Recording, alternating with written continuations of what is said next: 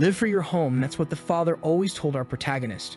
The meaning of that is that he didn't want him to desire anything and always be a shadow of his older brother. Our hero falls to the ground and the soldiers around say they never imagined that it was possible for one person against so many knights. A long-haired guy says it's expected from the brother of that person. Cheyenne leaks. The guy in front of him is Boris, who gives a twisted smile while Xian asks who sent him. With daggers in hand, he wants to know if it was the Emperor. Seeing him activate the power, Boris says that mist is disgusting, and he's an assassin from the Mist group. Because of this, he will be eliminated for affiliating with the heretics. Shen wishes him good luck to try to get out of here alive, but Boris tells him that he has already placed a barrier of 9 stars in this place. The protagonist knows he has to get out of there urgently and find out who caused the incident with his brother, telling Boris that he will break any barrier he has raised when suddenly someone says enough Cyan. Cheyenne is startled and doesn't know what to say, remembering his father's words. Live for your home and your brother. Eshel is the house itself. The success of the house depends on the success of Eshel. Cheyenne can't believe it. The guy behind it all turns out to be his brother after all. He falls to his knees as Eshel says he must be wondering why he's there. The brother approaches and Cheyenne asks what that means. Eshel says he has done his job very well so far, but for this house and for his own brother he will release him from sins. Cheyenne can't understand what he did wrong. Looking at his miss, Eshel says that is disgusting and long ago he was no longer human. He shouts at him saying he has been deceiving everyone. Cheyenne thinks about those words and loses his mind. What he's saying doesn't make sense. The difficulties with the Empire's throne, the subjugation of the Demon King's army, the continent unification war. He helped his brother win all of that and conquer everything he has. He punches the ground saying that the life he received he dedicated to this person, but now he wants to throw him away after he has come so far, when he worked like a dog for 20 years. Cheyenne says that even if his body breaks, he will give everything he has at this moment, since he can kill him. The soldiers are incredulous at the mana he still has. Transformed, Cheyenne says his brother is shameful, being the only hero and trying to kill a family member. Eshel looks angrily and Cheyenne goes for it. He's easily defending himself while Cheyenne says he only needs one attack. He sees an opportunity and goes for the blow, but hits against a barrier. The fight is not one-on-one and Boris is protecting Eshel, who takes advantage of this to strike a blow to Cheyenne's belly. With the sword in his belly, he says he thought about letting him go easily, but he really showed the dark side in the end. It really is a relief that he never trusted him for a second. He pulls out the sword, kicks Cheyenne, and leaves with the group. Fallen, Cheyenne thinks it's a ridiculous end. It makes no sense to die like this. From one moment to the next, he attacks Eshel again, tells him to die, and puts the dagger to his neck. But an explosion of light sweeps through his body. A voice calls for a young master, and a boy wakes up sweaty in bed. The maid asks how long he's going to sleep, and Cheyenne asks if it's Emily. Looking at her, he thinks it's been 20 years since they met, but she looks the same as the day he met her. He recognizes the room as the one he lived in when he was younger, and it hits him that he has returned to the time when he was a child. Emily tells him to stop messing up the bed and go to training, and Cheyenne wonders what training she's talking about. Seeing that he's back in the Vert family duchy, he's sure it's the past. Maybe they are memories, but he remembers perfectly. This was on March 1st, 27 years ago, a year before he entered the academy. At the beginning of each month, there was an open training fight for the public. It was an important event even for his father. His opponent was a boy named Krantz Vert, a brother who was also born from another mother, but was the same age as him. His mother, Marguerite, was the official wife of the Duke. Because of this, her son received much more attention. Shin, being the son of an illegitimate wife, was humiliated that day, and that's when his father told him to do nothing and give up. Emily asks why he doesn't give up, while Cheyenne now says he's just going to win quickly, but he hesitates when he realizes that a simple thin sword is extremely heavy for this body. Now he is sure it's not a dream or a memory, but he hadn't heard of magic like this, and wonders if he really went back in time.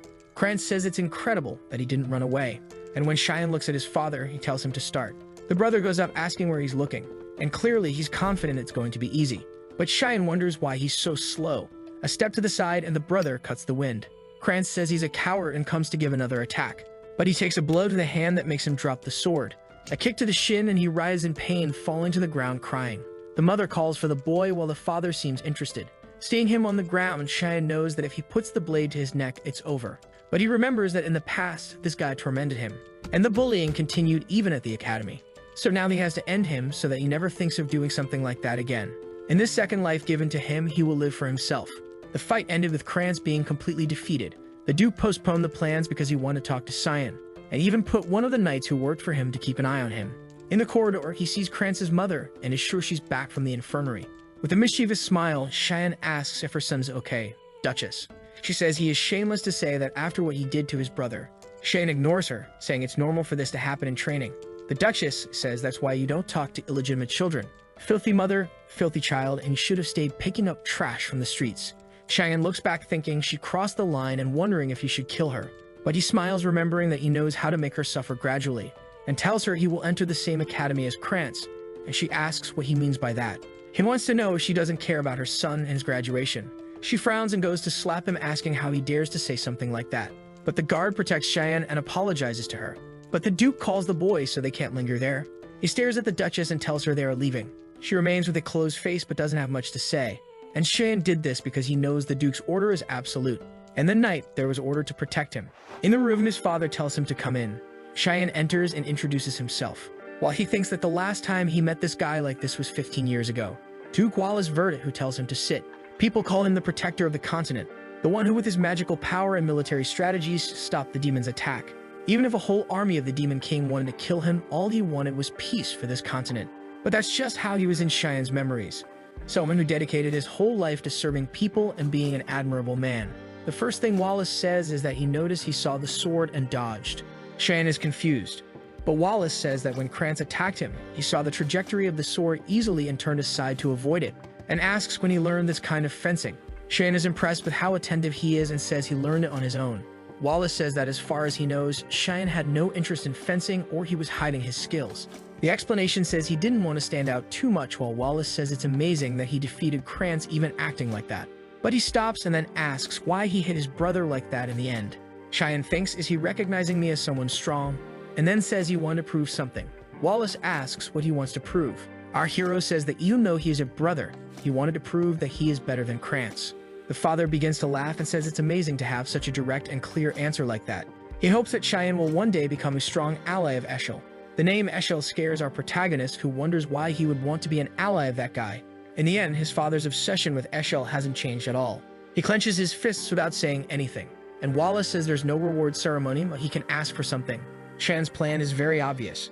He wants to end everything that Eshel wants to do, so he tells his father that he wants something special. The maid asks if he really wants to go to the front line of war. He says yes and is sure, but she wants to know if he's out of his mind. He has no idea how terrifying that place is. It's full of demons, monsters, and creatures. In the west of the Old Empire, there's a place known as the continent's front line, a battlefield where an endless war against the demon army has been going on for 100 years. Because of this reason, his father, who was hesitant at first, gave a condition. He would have to be qualified enough to go to that place, but Cheyenne didn't exactly know what he meant by that. But one thing is certain, he just has to get stronger and faster as soon as possible. Fortunately, he still has all the battle knowledge from before the regression, and he can feel a bit of demonic power within him, so he just has to train and eventually he'll be able to use it. Suddenly the door opens and someone shouts his name. With a hand on his hip, he recognizes his big sister Elice. Welcome. She grabs him by the collar, and the maid asks where she was while she's asking Cheyenne if he's crazy. She heard that he asked his father to go to the front line while Cheyenne is begging her to let him go. Elice drops him to the ground and says he's getting too cocky for beating Krantz, and she yells in his face telling him to go to the roof now. Outside the castle, the two meet on a bridge, and Elice says it will start when he touches the sword, then he just has to resist for 3 minutes and she'll allow him to go to the front line. Cheyenne wants to know if they really need to do that. Elice ignores him and says she has a question. Is he planning to succeed in the family by any chance? Cheyenne is caught off guard, but he has no interest in that. Before he can answer, Elice tells him to draw his sword. While Cheyenne thinks he barely regressed and he's already having to fight twice. Without saying anything, Elice goes for it because he touched the sword, which scares him without knowing why. He manages to defend her blow, and she's incredulous that he managed to block that. While Cheyenne is scared that she's really going all out against a brother 7 years younger, she steps back with grace and beauty, while thinking it's impossible for him to have blocked her long sword with that thin rapier. He's already gnashing his teeth thinking it's luck. She says he's apparently better than she thought. Cheyenne realizes he's in trouble now, and she goes for it with a sequence of cuts that's hard for Cheyenne to dodge. She jumps to prepare a vertical attack. Cheyenne manages to defend the shoulder side. Her blade slips past his and ends up going straight for her neck. Elice is startled and Cheyenne realizes he did something stupid. He spins his arm and they both step back. Standing on the pillar, he thinks it would have been dangerous. If he hadn't moved the sword, he would have killed her now. The assassination techniques he learned are all for instant death. He doesn't know how to fight without killing someone. But she wants to continue this for 3 minutes. It will be dangerous for her. Maybe he could put mana into the blade, but he's already running out of energy. Suddenly, Elice starts chanting, asking the earth and the wind to become her sword. Cheyenne recognizes it immediately as his 6-star magic. Elice's blade starts to glow with the activation of the water blade. Cheyenne is now crying she really wants to kill me. this wasn't a test. Elice keeps repeating to herself that she can't lose under any circumstances. On the corner of the wall, Cheyenne's problem is that if he reflects her attack, either he'll end up killing her or throwing her off. If that's the case, he jumps towards her. She raises her sword, releasing a beam of light. Cheyenne asks for something to stop hesitating and come out already. As Elice is preparing to deliver the blow, right before impact, a knight enters between them, saying enough. He blocks Elice's attack with his sword and grabs Cheyenne by the collar. The impact resonates throughout the castle, and the knight stares Elice down, saying she went too far against the young boy. Cheyenne feels relieved. He had been waiting for this guy to show up, but he took too long. Seeing the blade, Elice seems to regain consciousness. She then rushes and hugs Cheyenne, apologizing, saying she lost control. She cries on his shoulder, saying all she didn't want was for him to go to the front line because she'll be very worried. Embraced by her, Cheyenne thinks she truly is Nanin, a person who studied in one of the S-grade schools and was one of the most highly qualified swordsmen. Moreover, she had a beautiful face and was recognized as the daughter of a god. Everyone thought she would be the next continent's protector alongside Eshel. However, not long after joining the Knights of Light, she got a miserable end. He hugs her, saying he missed her, and at this time he will protect her. Elice asks the knight why he's here if he's the Duke's protector who left. The knight says he's here obeying the Duke's orders to protect the young master. Cheyenne thinks he sensed this guy's presence since he left the office. That's why he was angry he didn't show up.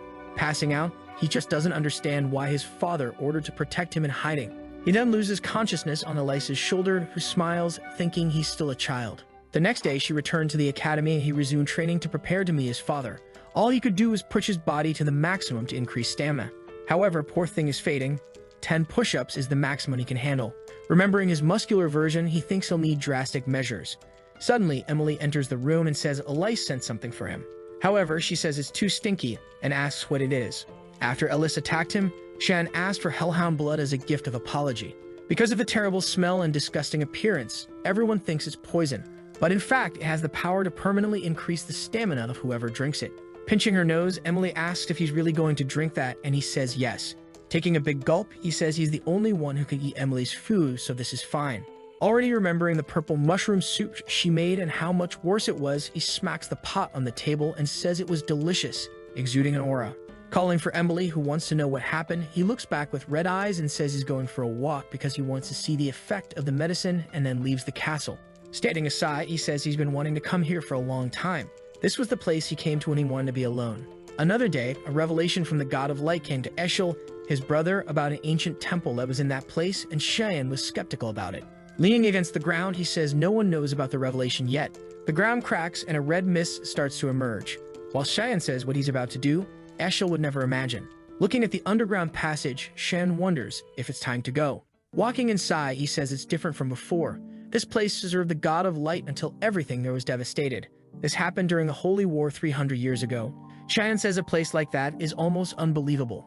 On the altar, he sees a shining sword and recognizes it as the owner of that temple. In the year 999, humans finally managed to drive out the demons from the Empire of Velhas. It was when they discovered artifacts called God's Treasures. One of the artifacts was the sacred sword Drandark, which led humans to war against the demons, the same sword that Eshel used to kill him in that tragic end. Staring at the sword, he imagines it to be related to his regression. He touches it hesitantly but then lowers his head, saying he knew nothing would happen. He then kicks it in disgust and leaves, saying this sword made him feel like trash. The shadows appear beneath the light and Cheyenne says he found what he was looking for. Looking at the ground, he says anyone would think that's the shadow of the sword. However, that's not just a shadow there. He touches the ground, saying wherever there's light, there's shadow. Stairs appear, leading to a door in the darkness. Cheyenne opens the door hesitantly, and when he looks at the altar, he finally found what he wanted, the demonic blade Karim. He wields the dagger with an engraved crystal. Then he tells the blade it can wake up now.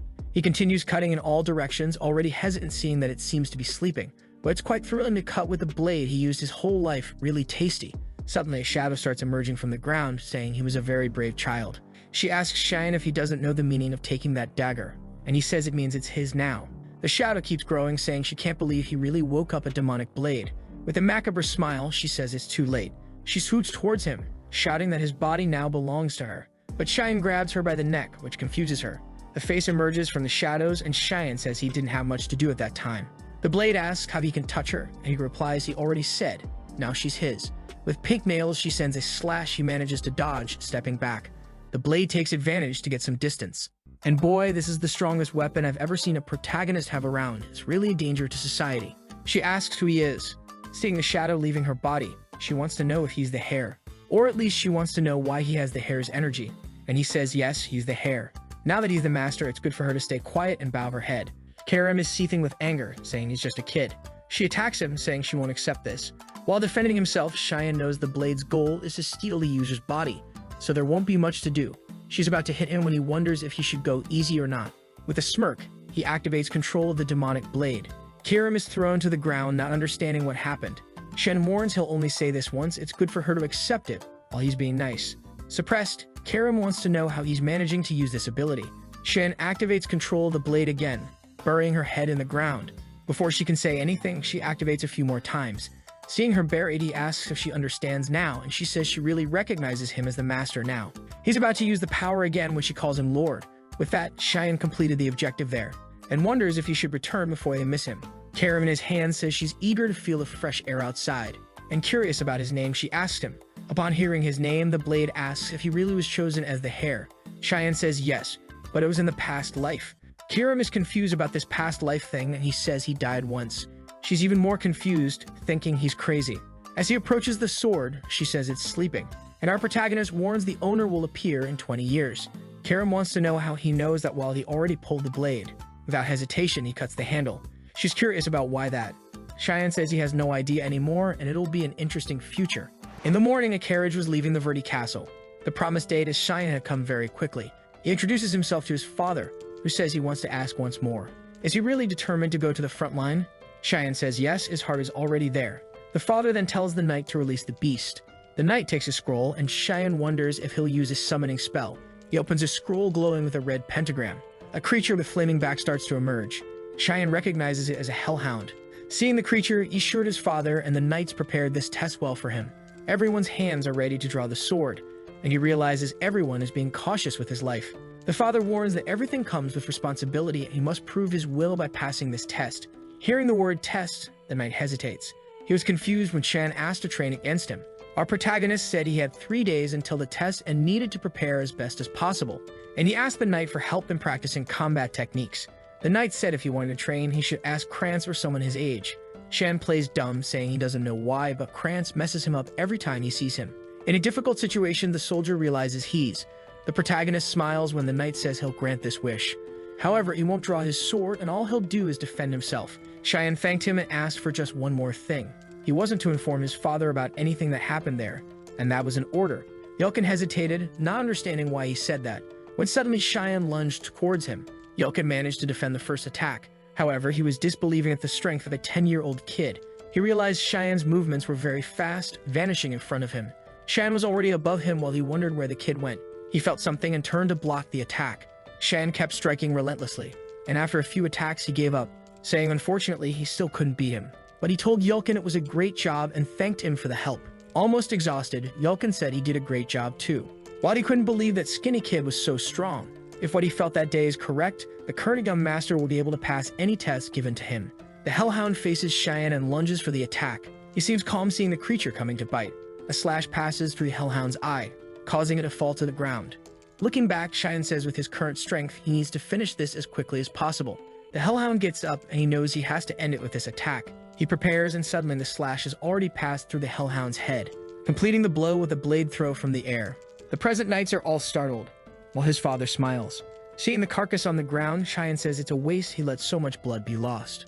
But he knows if he starts drinking that, the guys will think he's crazy, so it's better to leave it be. Wallace then comes to congratulate him, saying it was incredible.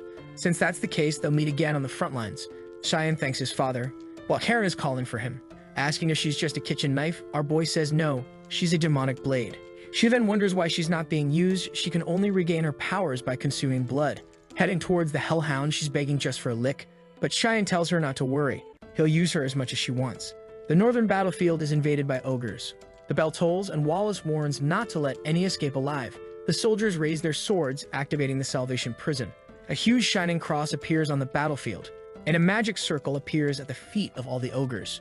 Ropes of light come out of the circles and bind them, and Wallace orders everyone to attack. With them immobilized, the soldiers seem to easily defeat them. One of the ogres screams as a soldier approaches. He grips the blade tightly, preparing for the attack, and with a single blow, he decapitates the monster.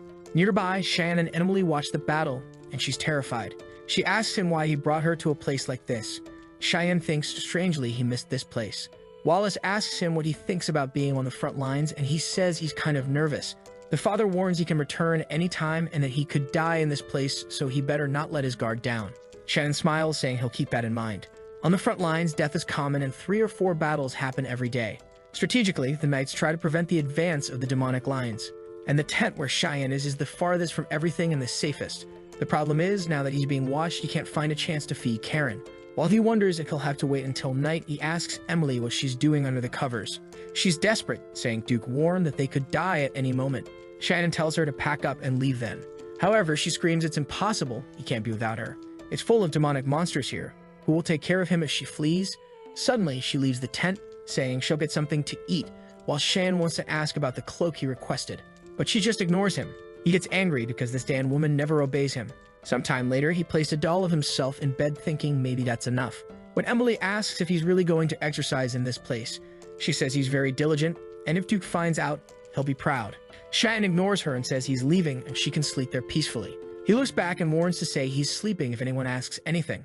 At this moment, they need as many soldiers on the front line as possible, so now he can move freely. He activates an ability that allows him to glide with the mists, and he advances to a dangerous area where he finds a group of hellhounds.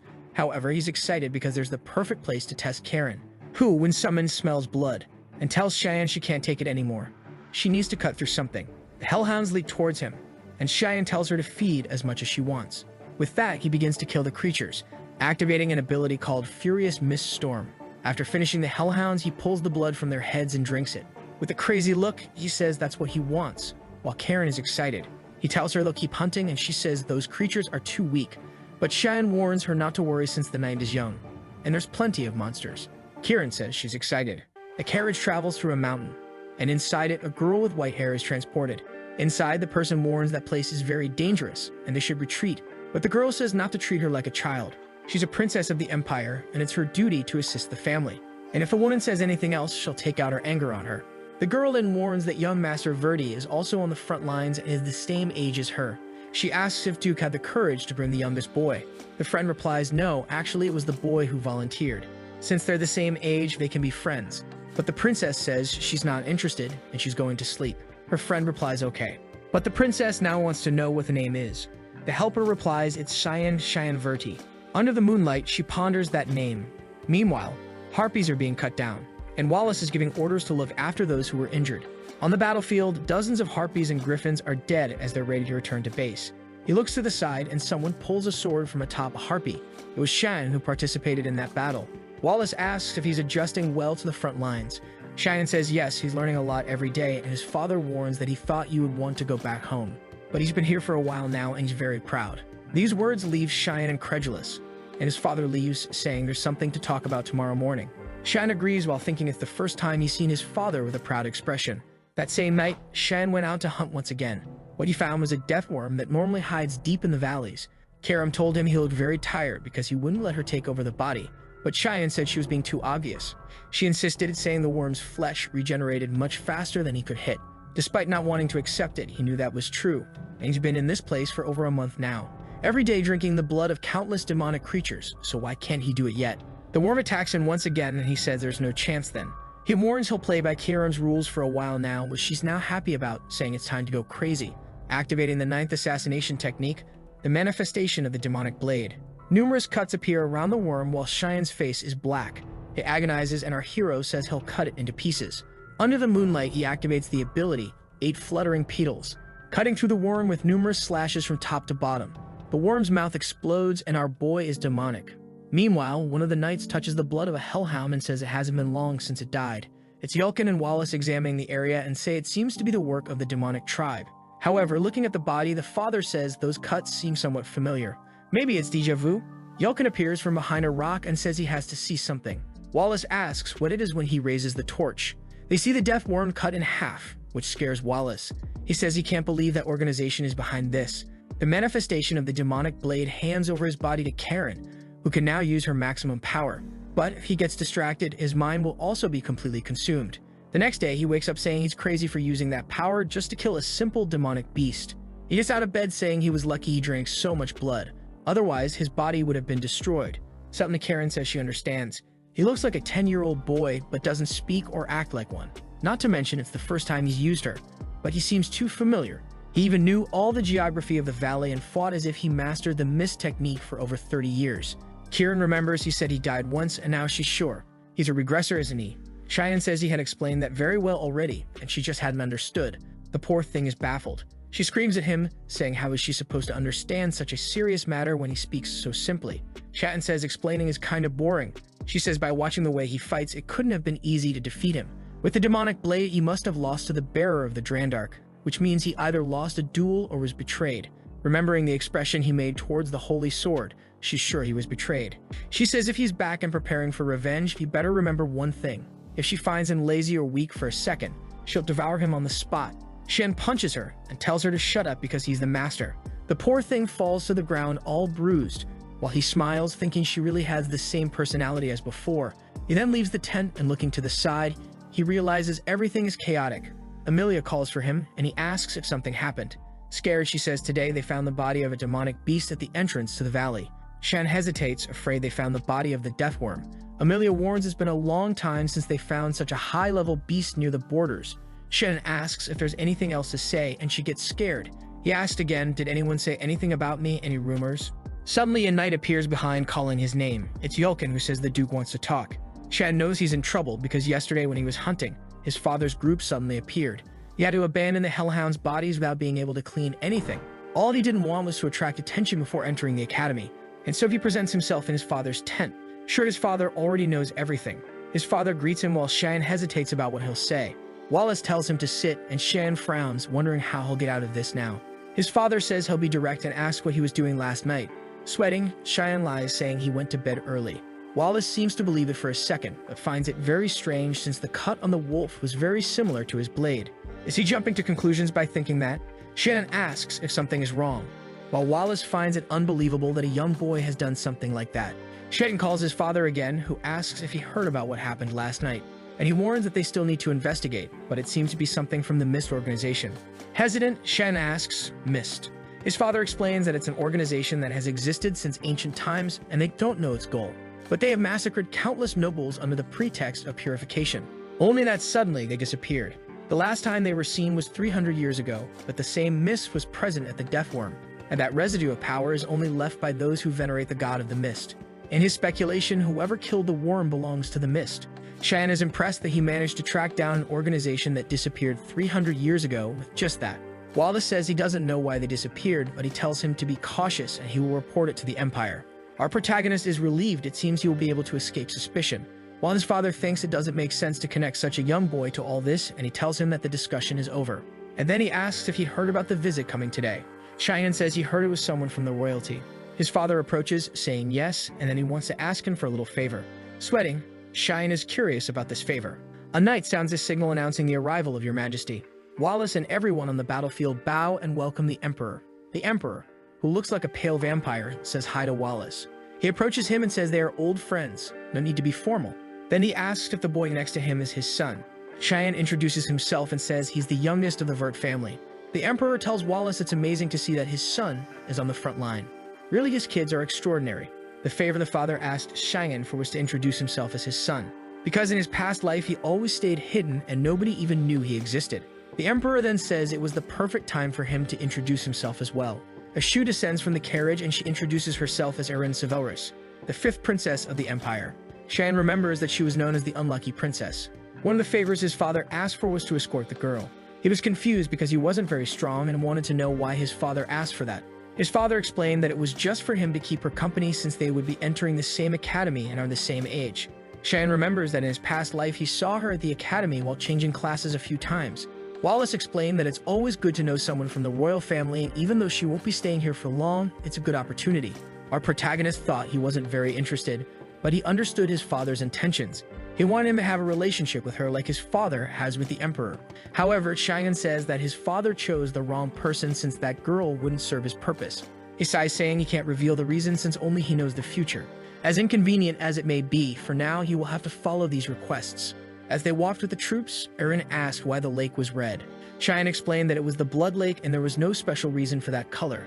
The injured creatures jump into it to recover mana, and because of that, it has that color. Aaron asks if it's red, then why are there a lot of monster remains, and Cheyenne says that's basically it. She then asks what's at the end of it. Cheyenne says there's a demon kingdom there, and she wants to know if there's a demon king there. Our boy warns that if the lake continues, she will find the king in flesh and bone. He's teasing her for asking such a silly question. Suddenly, they see a flash of light. A yellow smoke cuts through the sky, and Erin asks what that is. Cheyenne says a golden light means the entry of demonic creatures. She gets scared, asking if they've already arrived, while Wallace orders everyone to protect the Majesty and that they are going to the third outpost. The Emperor says he's disappointed, and Wallace asks what he means by that. The Pale One then draws his sword and says he's not here just for a visit, it's because he was already bored and missing the battle. Wallace lowers his head, saying he understands, and the Emperor tells his group that they will assist the eradication team in getting rid of the creatures. Wallace calls Shan to go too, who responds immediately. Erin is confused and asks if he's really going to fight against the creatures. He says yes, he's here in the background, but he always fights on the front line. She says she wants to go with him too. He questions what she's doing, while she says they're the same age, so there's no problem. But Cheyenne warns that the battlefield is not a playground. But she's insistent, saying it doesn't matter, she wants to go. He then calls Yulkin, who appears behind her and says he'll take her to the safest area possible. She turns around and Yulkin says, "Come with me, princess." Yelling at Cheyenne, she says he's insolent and for treating a princess of the Empire like that. Approaching, he warns that her dilly-dallying here will cause a lot of people to die on the front line. Will she take responsibility for that? She starts crying, after all, she's just a child. He then turns away and tells her to leave soon and stop being a spoiled brat. The three remain silent. In the battlefield, the soldiers are being absorbed by what seems like demonic slugs. Wallace raises his sword and tells them to return to formation. He points in the direction and says they should protect the Majesty and kill all those creatures. With a war cry, the soldiers enter the battle.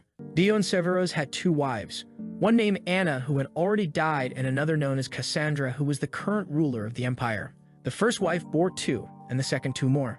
But the fifth princess was born from a peasant woman, so everyone looked down on her. Still, she did not submit to anyone. As a descendant of the imperial family, she fulfilled all her obligations and studied more than anyone else. However, many were against her. With false accusations, they expelled her from the imperial palace and she was taken to an isolated place, thus receiving the title of Unlucky Princess. Karam asks if that's what he heard from his father in his past life. Cheyenne says when it comes to politics and reign, things are like that, while the electric slugs are being cut on the battlefield.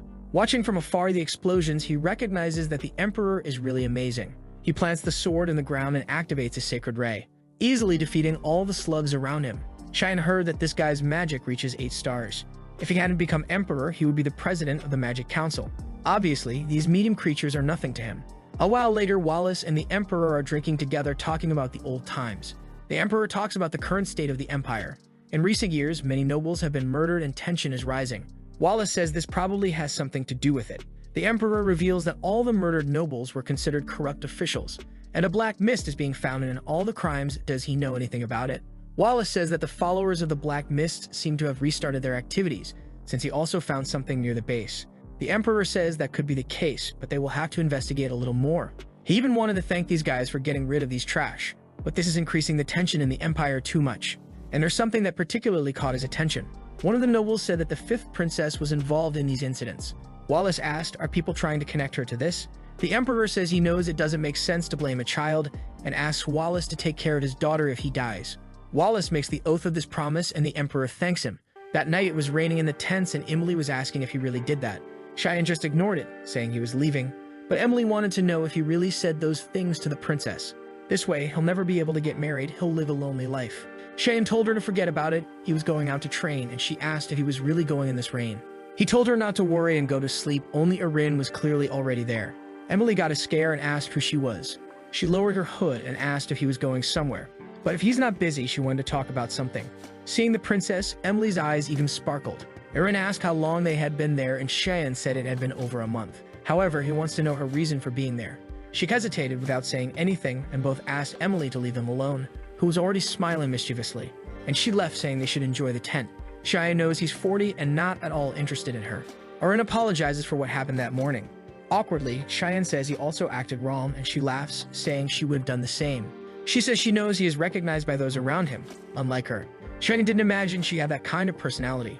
She says she knows he goes to school and wants to be his friend. However, Cheyenne interrupts her, apologizes, and says unfortunately he can't help her. If she's here to get closer to him, it's better for her to leave. She lowers her head, saying she only said that so they could get closer, but he's very cruel. Does he think she's just a princess by title? Cheyenne says nothing. Crying, she says she understands now. From his perspective, he can't gain anything by getting close to her and apologizes for wasting his time. Maybe she made a mistake thinking they could have a conversation, but he's completely different from Lord Eshel. Hearing that name gives Cheyenne a fright. He turns and grabs her arm, but she tells him to let go and asks why he's acting like that. Cheyenne asks her how she knows about his older brother. She says she met him when she visited the academy last year, and he told her to continue being that strong princess. Knowing his brother's nature very well, he knows it doesn't make sense for him to be giving advice. This means his manipulation has already begun at this moment. Cheyenne then says he'll give her some advice, but suddenly the tent starts shaking. Emily enters suddenly and tells them to run, but a pillar is almost crushing them already. The explosion happens and Emily is thrown from the tent. From afar, everyone sees a giant ogre and recognizes it as the young master's tent. Emily is desperate, crying for the two, while the ogre raises its club. The emperor asks what he means by that, and at night informs that the tent where Princess Erin was has been attacked by a high-level creature. He then orders to bring all the troops from the battlefront.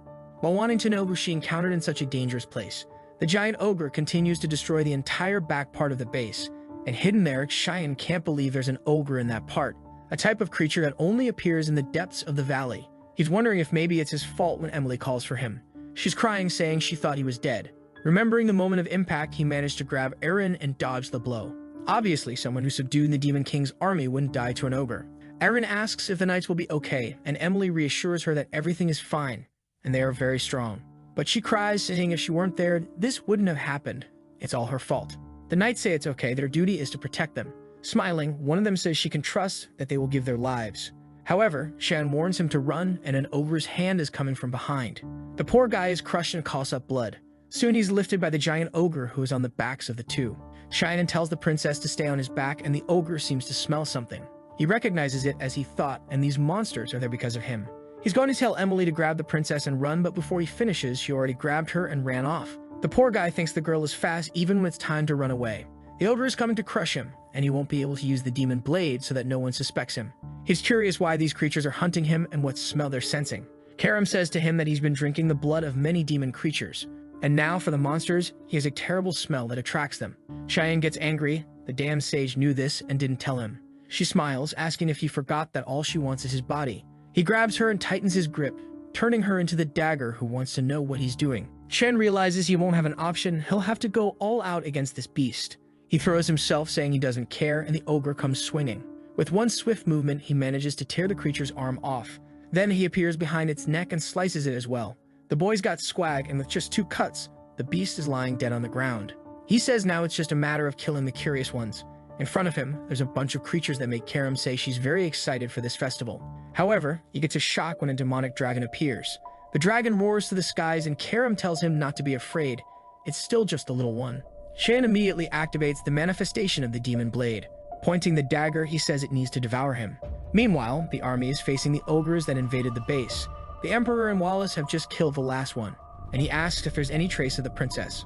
Wallace apologizes, saying she was in his son's tent, and the Emperor says he must be worried about his son. He replies that no, he doesn't have to worry about that creature. The important thing is the princess. The Emperor is shocked. Wow, this father is cruel. Suddenly, someone informs them that they found Princess Erin and she comes to speak with her father. He asks if she's hurt and she says no, but he needs to hurry to save him. Young Master Shine is in danger because of her. He tells her to calm down and explain properly. Wallace asks Emily if she's Cheyenne's maid, and she confirms. He then tells her to explain quickly what happened. Trembling, Emily explains that Cheyenne drew the attention of the creatures so the princess could escape. Wallace doesn't say anything, and one of the knights says he remembers the location. If they have the command, they can go there to rescue him. The Emperor yells at Wallace, wanting to know why he hasn't ordered them to go already, but Wallace says they won't go. The Emperor and Erin are shocked, asking what he's talking about. Wallace says the recovery of His Highness is the priority. If this place falls, the entire demonic beasts will invade the Empire. They first need to rebuild the base because that's how they'll prevent further losses. Emily then asks what they'll do with the young master. Wallace says the boy has already fulfilled his obligation by evacuating the princess, and that's how things work in the Vert House. The Emperor and Erin observe him saying that, while she thinks again it's all her fault. Suddenly, they hear a roar in the sky, and when Erin looks up, the dragon is passing by. However, she's incredulous when she sees our boy holding onto its tail and being carried away. In this world, dragons are the closest creature to the gods, besides being considered the most evolved living existence. Normally, it's an honor to meet such a noble creature, so why is it flying so close to these people? Eren screams for him, and the Emperor asks Wallace what his son is doing there. Wallace is silent, and the Emperor keeps asking why he's not doing anything. While up there, Cheyenne doesn't know what he's doing. He just wanted to drink a bit of blood, but now things have gotten complicated. As soon as the dragon appeared, he challenged it. He saw a bunch of weak monsters attack him and sent them flying to the front.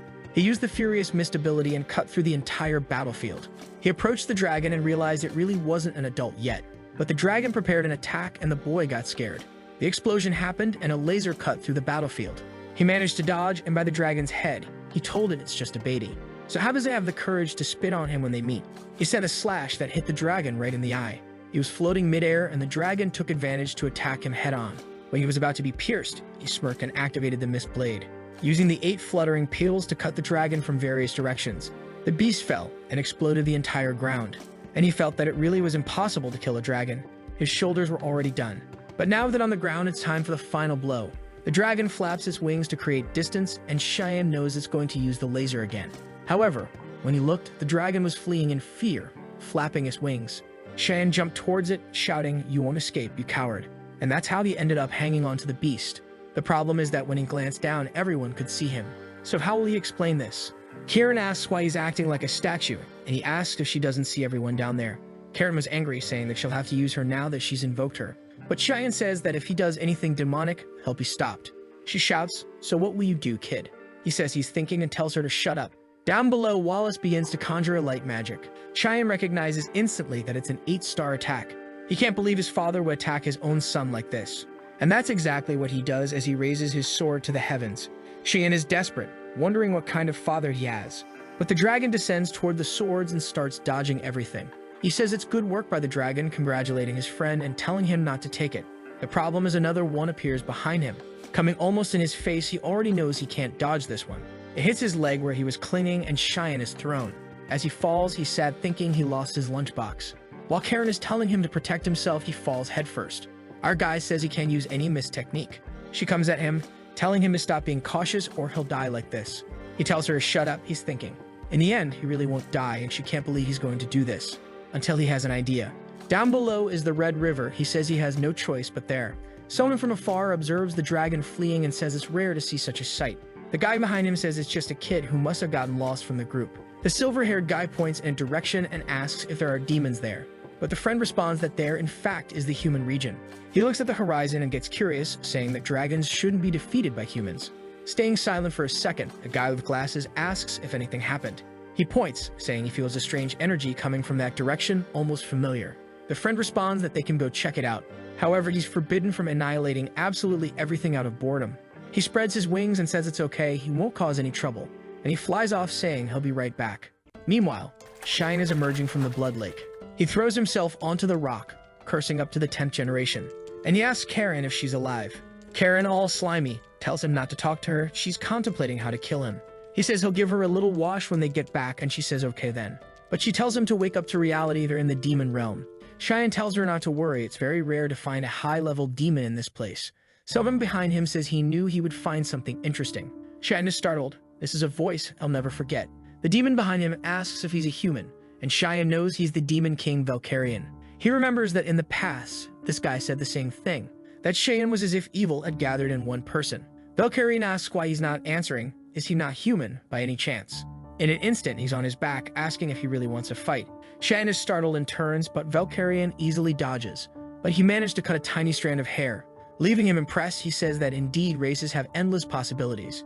Karen asks him who he is, and the protagonist replies that he's the Demon King. She says if he's the Demon King, he has no chance of winning.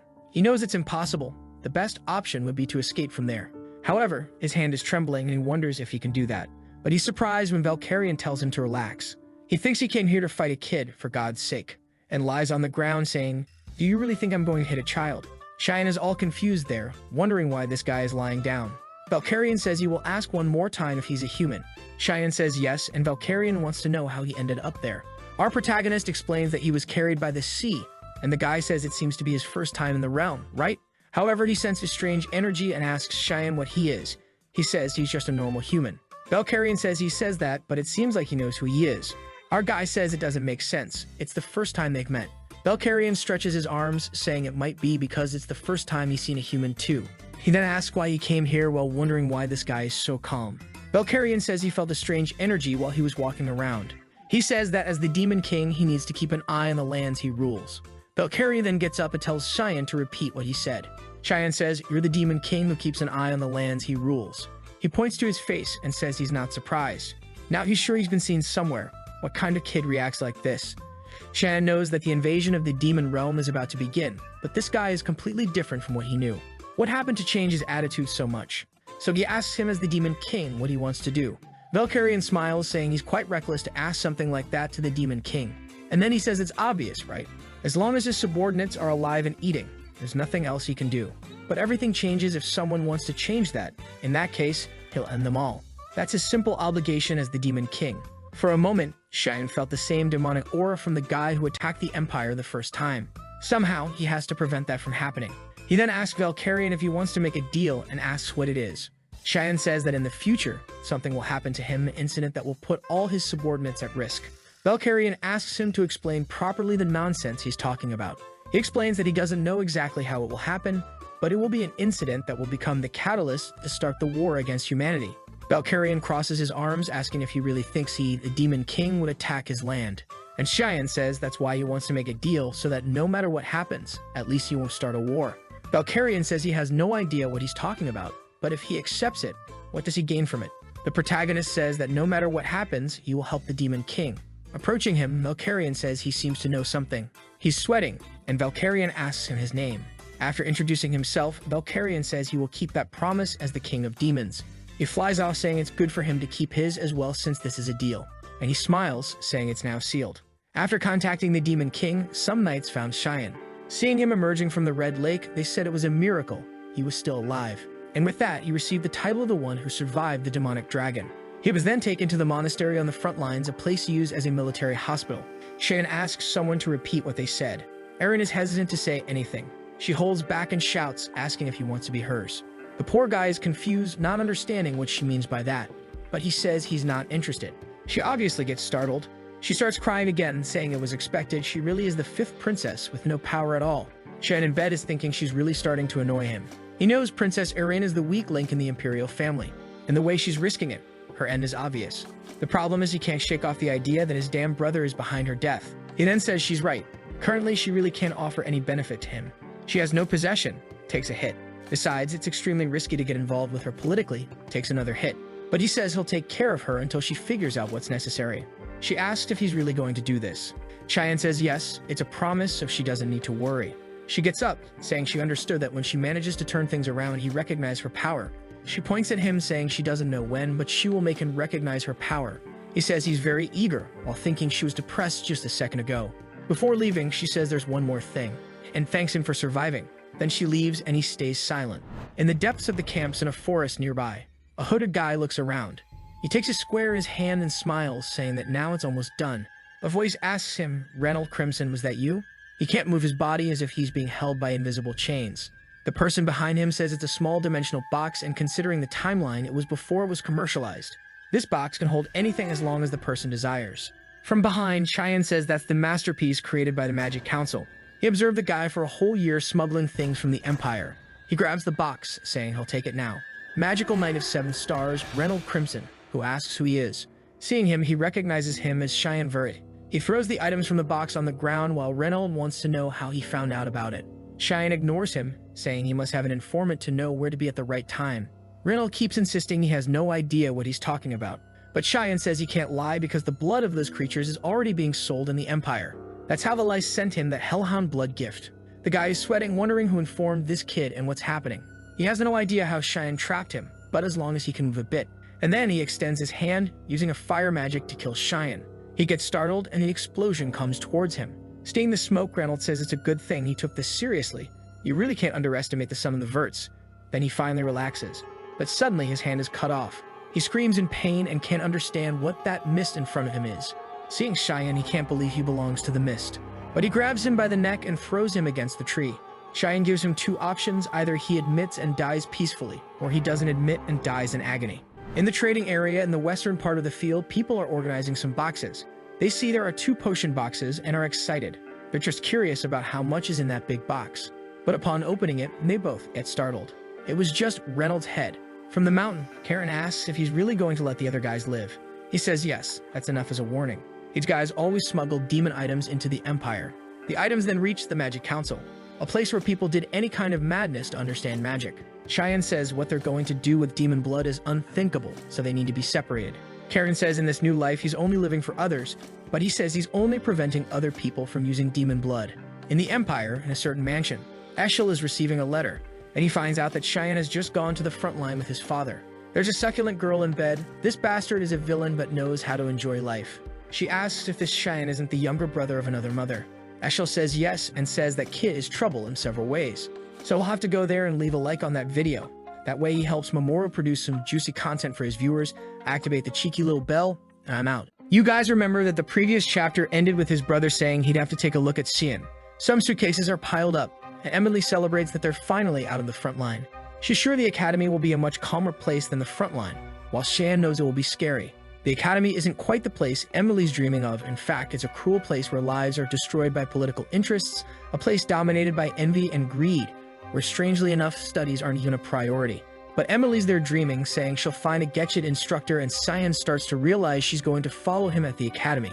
Sometime later, he's back in the duchy, having fun. He hears a sound and looks to the side. It's Krantz, startling him. Everyone's asking what he's doing there. Cyan tries to say hi, but the boy has already run off. Karam asks who that idiot was. He says it's Krantz, but he doesn't care about him. Karam says his brother is the complete opposite, and he says it doesn't make sense because his opposite is someone else. The door opens and he's back at the mansion. Only this time, all the servants greet him. Sam remembers that they didn't even look at him before, but now, their courtesy is insignificant, probably his father's doing. Indeed, hard work has changed a lot in the last year. He puts his hand on the doorknob, but when he's about to open the door, he feels some energy and says he recognizes who it is. To make him so angry, he opens it slowly. He's already sure that only that bastard can be behind that door.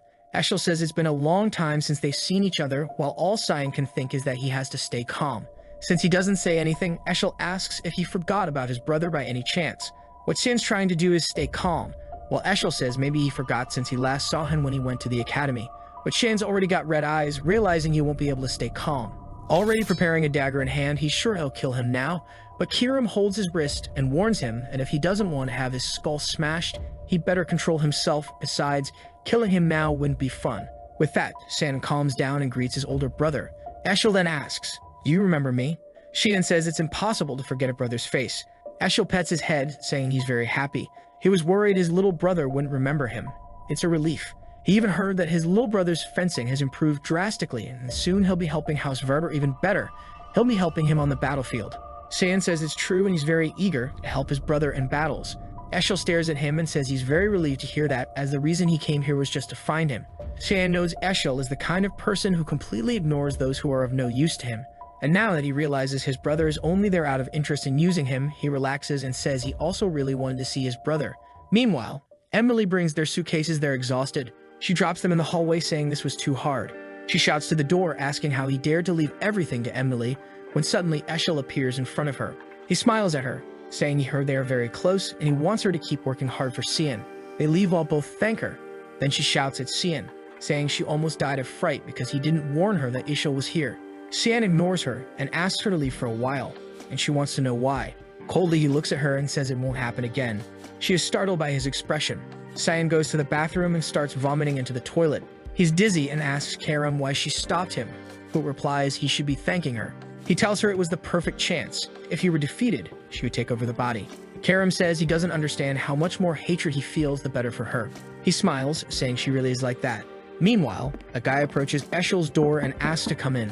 Eshel tells him to enter, and the guy informs him that he confirmed the location of the second young lady. Eshel asks where, and the guy confirms she's residing on the northern continent in the land of the elves there in Pruina. Eshel smiles, saying it's incredible how she manages to even reconcile with a race she hates among foreigners. That's a testament to the affinity she has. Then he asks to be notified if she shows any sign of returning to the Empire. The guy asks if there was any event that changed Eshel's mood, and Eshel asks why he thinks so. The guy explains that he's radiating a much brighter aura. Was meeting his brother really that amazing? And Eshel says incredible might express it that way. But right now he's pretty pissed off. The poor servant trembles, they're apologizing. Eshel paid close attention to San's look and interpreted it as someone who just saw his enemy. Did he see something wrong? He knows there's something strange about that kid, and he'll have to watch him closely. The butler says he understands and says he'll send someone to watch him.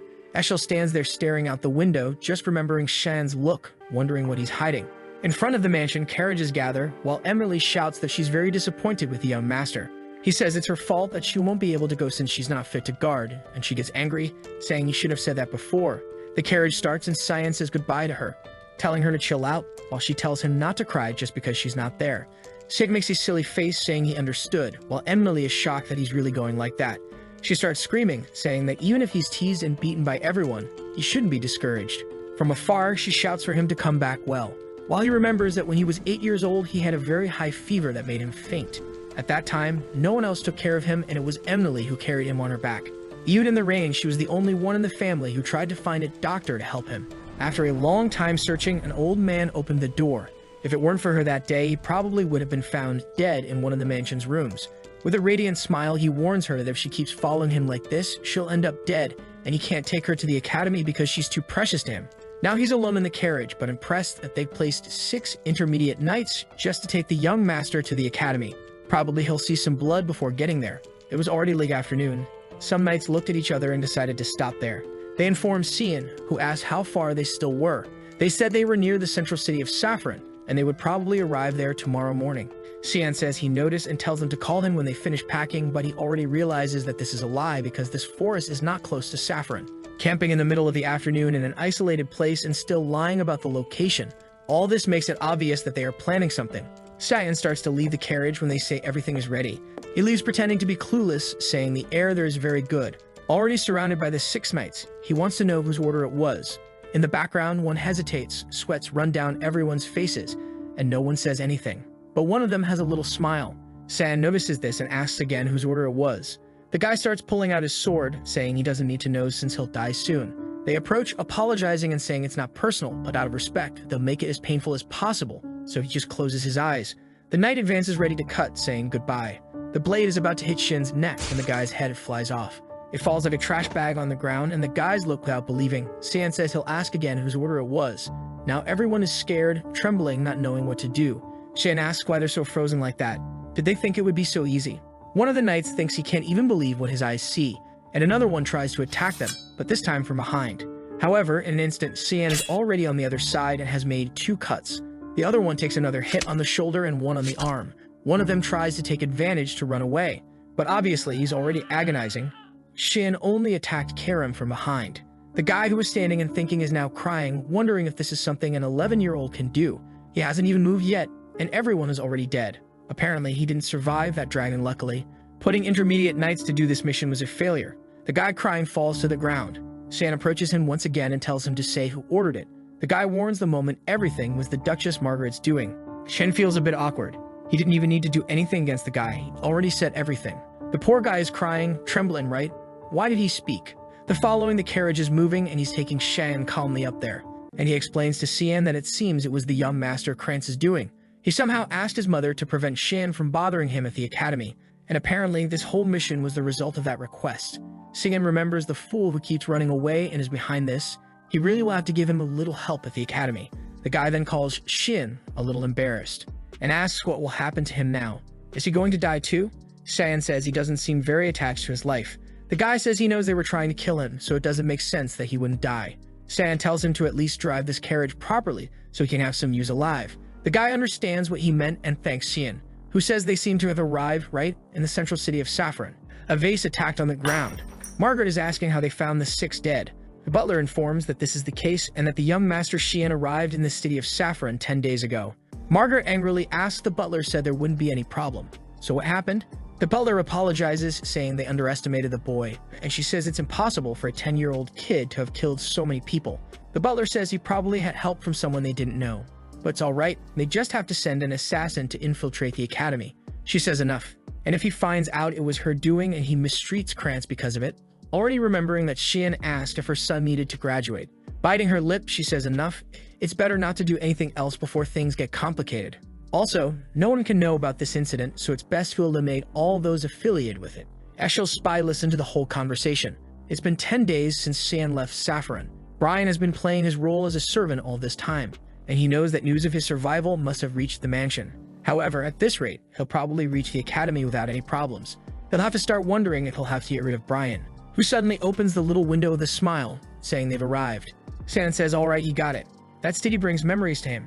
It can't be said they were good memories, but this academy changed him a lot. He presents the coat of arms of House Vert at the reception. A bit excited, the girl says she'll register him. Yes, everything's fine. They'll receive his room too, and everything will be fine. Sand notices that she acted somewhat strangely. Is there a problem? Then she hands in a letter with a golden key. He startles and asks if she gave him the right one. Ryan lets the suitcases fall to the ground and startles. When he wonders if this is the place he'll stay, the royal dormitory, the best there is. But Shane remembers that in his past life, this didn't happen to anyone. This means that someone's influence is there. He asks Brian if that was the last suitcase. Brian affirms, saying he brought everything. Sam puts his hand on his coat, saying that now they're at the academy and he's finished bringing the suitcases. Brian's job is done. Brian's sweating, saying, "Hey, wait a minute, kid." With that, they throw a bag of coins into his hand. He startles and asks what it is. Sand says it should be enough for him to start over wherever he's going. He advises him not to return to the mansion or he'll die. Brian stands still for a moment without saying anything. Suddenly, he kneels and says that he, Brian Kendrick, the official knight of the old, would like to serve young Master Shan until the end of his life. Shan asks if he really is a knight. Brian says yes, but he's not very good, so he's more of an assistant, really. However, his father once said that for a not-so-talented knight, if he found someone he could trust, he shouldn't hesitate. Shan says it's nonsense. Brian is confused, asking what he means by that. Shan asks if he's not afraid of being betrayed later. Brian says that even if that happened, he wouldn't mind, and Shan warns him not to do anything like that. Leaving through the door, he says it's a hassle. It's an entrance ceremony, so they'll go straight to the exam. Brian, sweating a bit, says it's okay. The academy's dean and a girl talk about how there are many talented people this year. All the students are gathered in a room. In the middle of the room is a girl surrounded by an aura. It's a Rin Savelru. Magical grade of 2 stars, a physique grade B, and a light element of 52%. Another guy named Seth Shaharkin is a 3-star mage with a physique grade A and an earth element of 71%. Scratching his beard, the old man says these kids were incredible, but this boy is invert. Magical grade 1 star and a physique grade S, darkness element 92%. The academy instructor at Sirica Negriti says that even the girl named Elice Vert, who is considered the daughter of God, had a water element of 88%. The old man says it's interesting how the person everyone thought had an untouchable talent was surpassed by his brother. He is the Chancellor of the Academy, Kundal Quizzle. However, Sirica says his element is darkness, and the director says that due to the nature of darkness, some people really don't manifest it and waste any talent. But he tells her that Xian received a royal dormitory. She says she heard about it from the other instructors, and he says it was an order from the Emperor. It seems Xian saved Princess Erin, who was with him on the front line of some demon beasts. The Emperor seems to have even been thinking about marriage. The 5th princess, who was excluded from the throne line, and the Verdi family, which has always been the cradle of talented warriors. The instructor asks what she thinks will happen, and Sirica replies that if this happens, it will accelerate the revolts happening in the Empire and maybe more blood will be shed. The director says for now they can do nothing but observe whether this child will become a hero or a disaster. Walking down the hall, Xian is thinking about the 92% because in his last life it was 80%. Was it because of the blood of the demon beasts he drank? Walking down the hall, he sees someone. It was Krantz, who startles, saying Xian looks odd. The chubby one behind him asks if this is a boy who's been treating him like a slave. The chubby one looks at him and asks if it's true that he doesn't even know who his mother is. And Xian recognizes this boy as the son of a Marcus Popper Penneron. In his past life, he also stood by Krantz tormenting him. So it's very good to have found them together like this. The chubby one tells Krantz to get out of the way. That boy there needs to be crushed. Krantz is sweating, saying it's better not to do that. And he takes a punch and is thrown against the wall. While Krantz is already screaming in despair, Xian still asks Krantz if he doesn't want to talk about some things. Hesitantly, he says yes. The boy is sweating more than a marathon runner when Xian puts his hand on his shoulder. He warns that he doesn't mind him planning these things, but if he finds out one more thing, he won't be able to graduate with all 4 limbs. With that, Krantz falls to the ground desolate and Xian leaves, saying this academy is going to be a lot of fun. In one of the rooms, Sirica is thinking about Xian, saying she'll have to pay a lot of attention to this boy. She walks towards and touches a book, wondering why it's not there. Behind her, Xian asks if she's looking for this as she startles. But she turns all friendly, asking how the student is there. It's a restricted area. However, she thinks it's strange because she couldn't sense his presence. She approaches, asking if he's the boy called Xian, isn't he? Can he return this book? It's research material. He says yes, of course, he'll give it back to her. But it seems like he hands her a sheet when she thanks him. He immediately senses some aura coming. One of the books in the place starts flying, and he asks if she wasn't looking for that. Instructor Surika, or actually, the current leader of the Miss Assassins. Obviously, she wants to know how he found out. Saiyan remembers that in his past life he thought of her as an ordinary instructor. She would ask how his life was in the academy and he wouldn't say anything. He attended counseling sessions with her. When she talked about his growth potential, he thought he didn't care about that, because to him it seemed like a joke. But one day, Surika said she was interested in him. It was interesting to see someone with an 84% familiarity with darkness, but Saiyan replied that it's an element that doesn't always materialize. But Surika told him that it's just that humanity still doesn't understand darkness properly. Unlike others, she believes his growth potential is infinite. That stirred Saiyan's emotions, and Surika said she wished him all the best for his future, while he thought maybe she could guide him, or at least that's what he thought at the time since he was just deceived. The girl behind those glasses is very different from the academy instructor, since she's the leader of the Mist Assassins Association, hiding within the academy where most of the continent's nobles gather. Suddenly she says, "All right." She wants to hear the details in her laboratory, so let's go. Saiyan startles, she seems calmer than he expected. Looking at the laboratory, he says it looks the same as always. He's about to have coffee when he says apparently she put poison, while he thinks it makes sense now why she was so calm. She says he doesn't need to worry, it's just enough to melt a few organs. But Saiyan is confident. After eating so many gamonias with Emily's cooking, he can digest anything. So he asks for something stronger next time, and she says it's time for them to talk for real. And he wants to know how he knows her identity. Furthermore, he knows the exact location of the commands that are passed in the books nobody picks up at the academy. Does he want to reveal it to her before she finds out he's also part of the Mist? And Saiyan says he doesn't need to prove anything else to her. She stares at him, saying he's feeling too high and mighty just because he's familiar with the element. Saiyan tells her that on the way here, everyone was saying he should bring more than just a knight, because a lot of nobles have been dying recently. When does she start the purification process? She gives a little smile, saying the purification process. She activates her aura, saying she has no idea what he's talking about. Saiyan says he'll make it clearer then he's talking about the murders. Surika says he'll regret these threats, and he asks if she's threatening a student. Suddenly, she kicks the table and throws everything at him. Karam seems scared, asking if that's how she's going to act, and punches the table. She's already behind him with a dagger in her hand while he says he's already approved his identity. She goes for it, saying that as the leader of the association, she can't not know one of the Mists. She tries to make a cut, but Saiyan dodges. She goes for it again, saying he won't escape. Saiyan pulls Karam, thinking he won't have anything to do, and defends her attack. He says that since she doesn't believe him, he'll have to show her. And he starts attacking her, causing her to defend and retreat. Sweating, she asks if this blade is what she's thinking. The weapon that can only be wielded by those who have been chosen. Kiram's demonic blade. Saiyan asks if she finally recognizes him, especially since the Mist must be working right now to find her. Surika wants to know how he knows this. Saiyan tells her that the hair she's been searching for is right here in front of her, in a certain street in ruin. In an isolated house, someone uses magic to open a padlock. It was Surika with Saiyan, who says he doesn't seem very impressed with the hideout of the Mist being right here. That one is the way to the altar he wants so badly, so he can go alone. Saiyan walks through the tunnels. That's a subspace created by the powers of the god of the Mist, and because of that, it's much longer than it seems. But he remembers perfectly the direction he has to follow, and each of the traps present.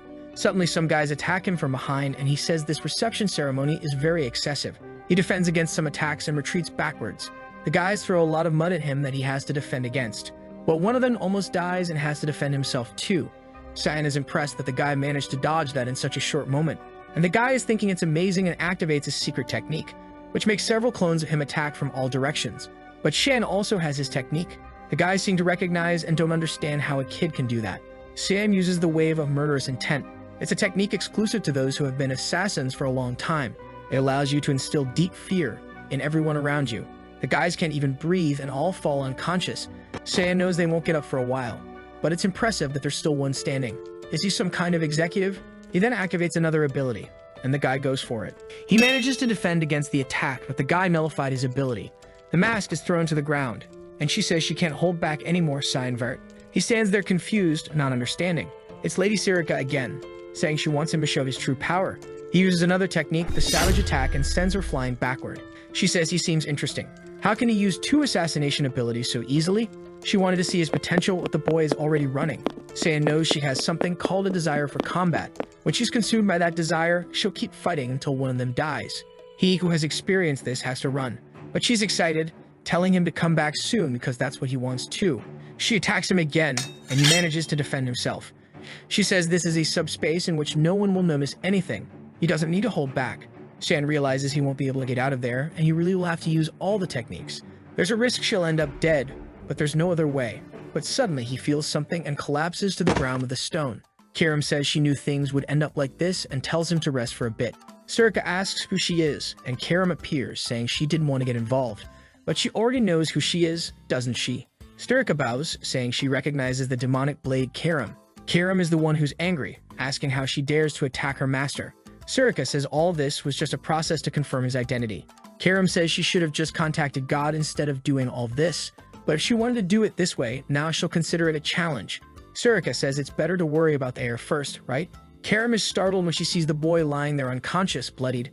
Surika explains that the way Karam is materializing is very bad because she's draining all of Shin's life energy. Karam grabs him by the collar angrily, asking how he can be so weak after drinking so much blood. Surika then says that, however, she, as a leader of the Mist, would never refuse a battle. If she truly wants to be an opponent, she cannot refuse. Karam is surprised, saying that girl is very strange. Suddenly, Shan asks her why she materialized. Karam says he doesn't need to worry, she'll just crush that reckless girl. Now it's messed up because Surika is also excited, saying it will be an honor for her. Karam tells her not to beg later, and she replies that she's looking forward to going that far.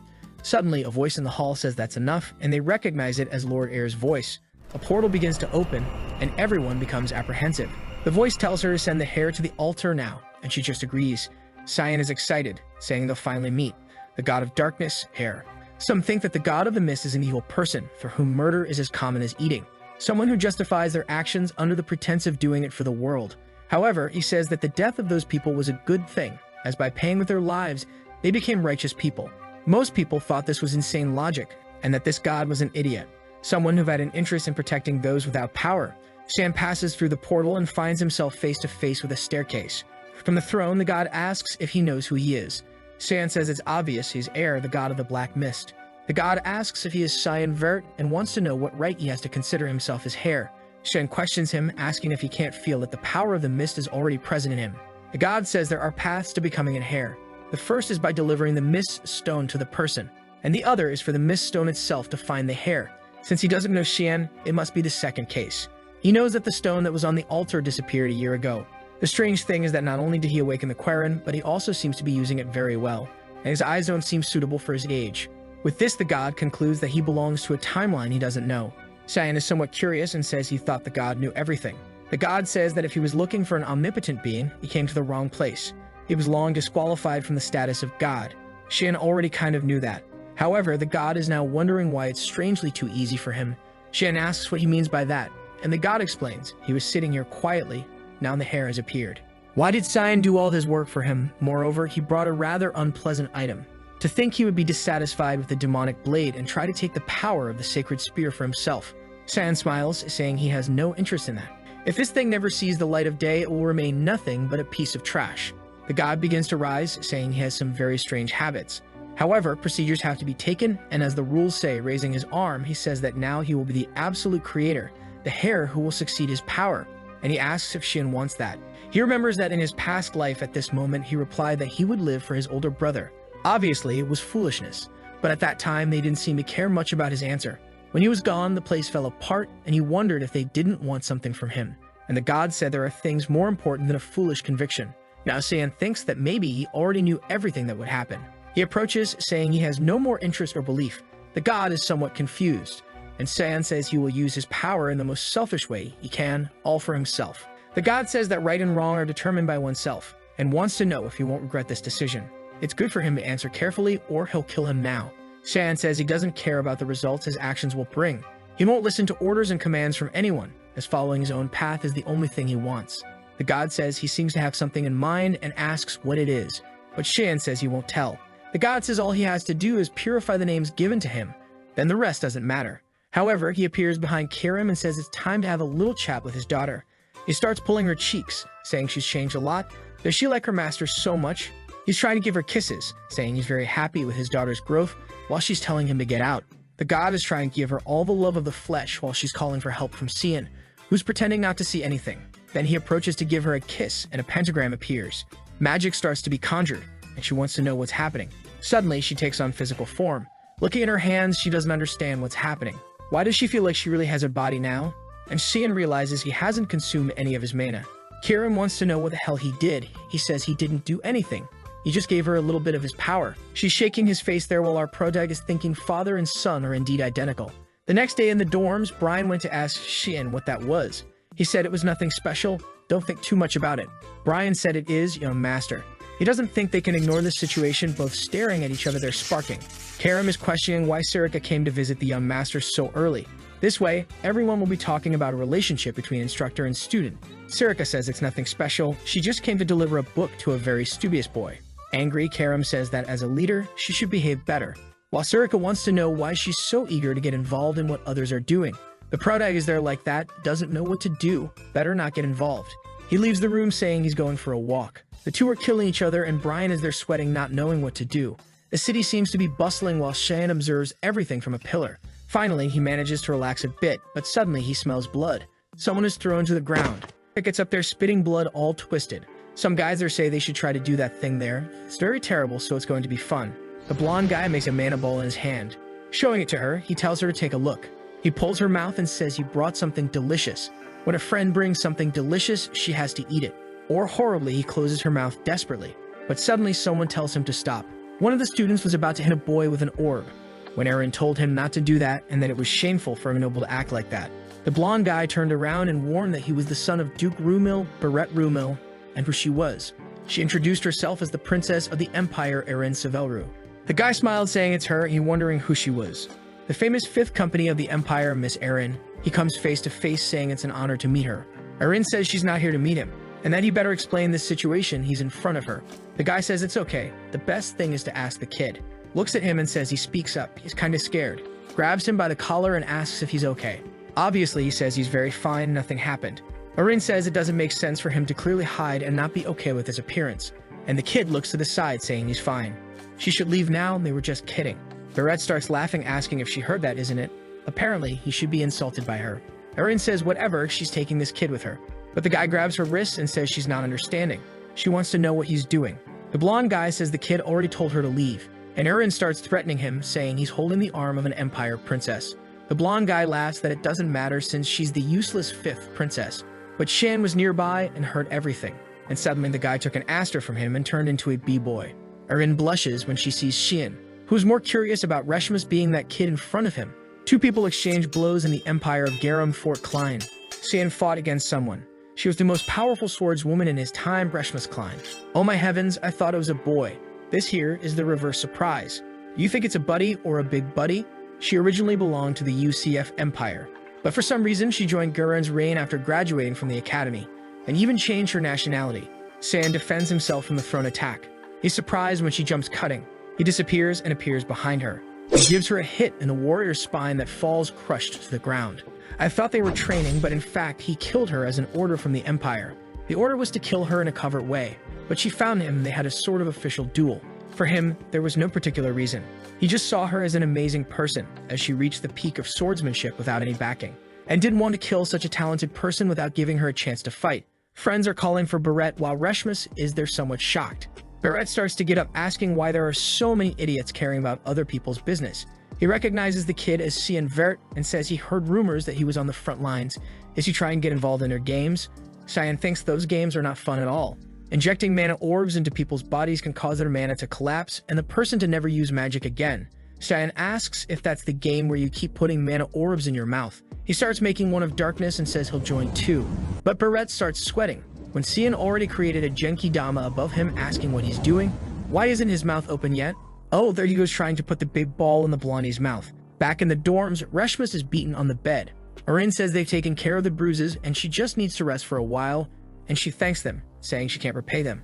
For some reason, Erin feels proud saying that their dear Shian dealt with everything so she doesn't need to worry. Cyan thinks about all of Reshmus's bruises and finds it incredible that she hasn't fainted after so many fractures. She really deserves the title of the strongest swordsman. Suddenly, Reshmus asks if he knows her. Embarrassed, she says she noticed he's been looking at her a lot. Cyan says he thought she was someone he knew but forget it, and apologizes for making her uncomfortable. Erin is just watching what he says and observing the other one who's now saying it's okay, then a little embarrassed. Suddenly, she asks Reshmus where she's staying and if those guys come to do harm to her again. She says she's in the common dorms, and Erin asks if she has any nobility. She says no, she only got in because of a special admission and instructor Veltane. He had promised to help her when she was in the academy, but as soon as she arrived, he was expelled. Shan then understands she lost the person who was supporting her and says what she's been going through is minimal. Maybe soon she'll be kicked out of there. Erin gets a little sad about this situation and San tells Erin to accept her as an attendant, and this way she can even learn swordsmanship from the girl. Erin is shocked, asking, "Why are you calling the boy a girl? Dude, can't you see it's a boy?" Shan says that person is a girl. Erin's world collapses at that moment. From the back, Reshmus apologizes, saying she didn't mean to deceive anyone.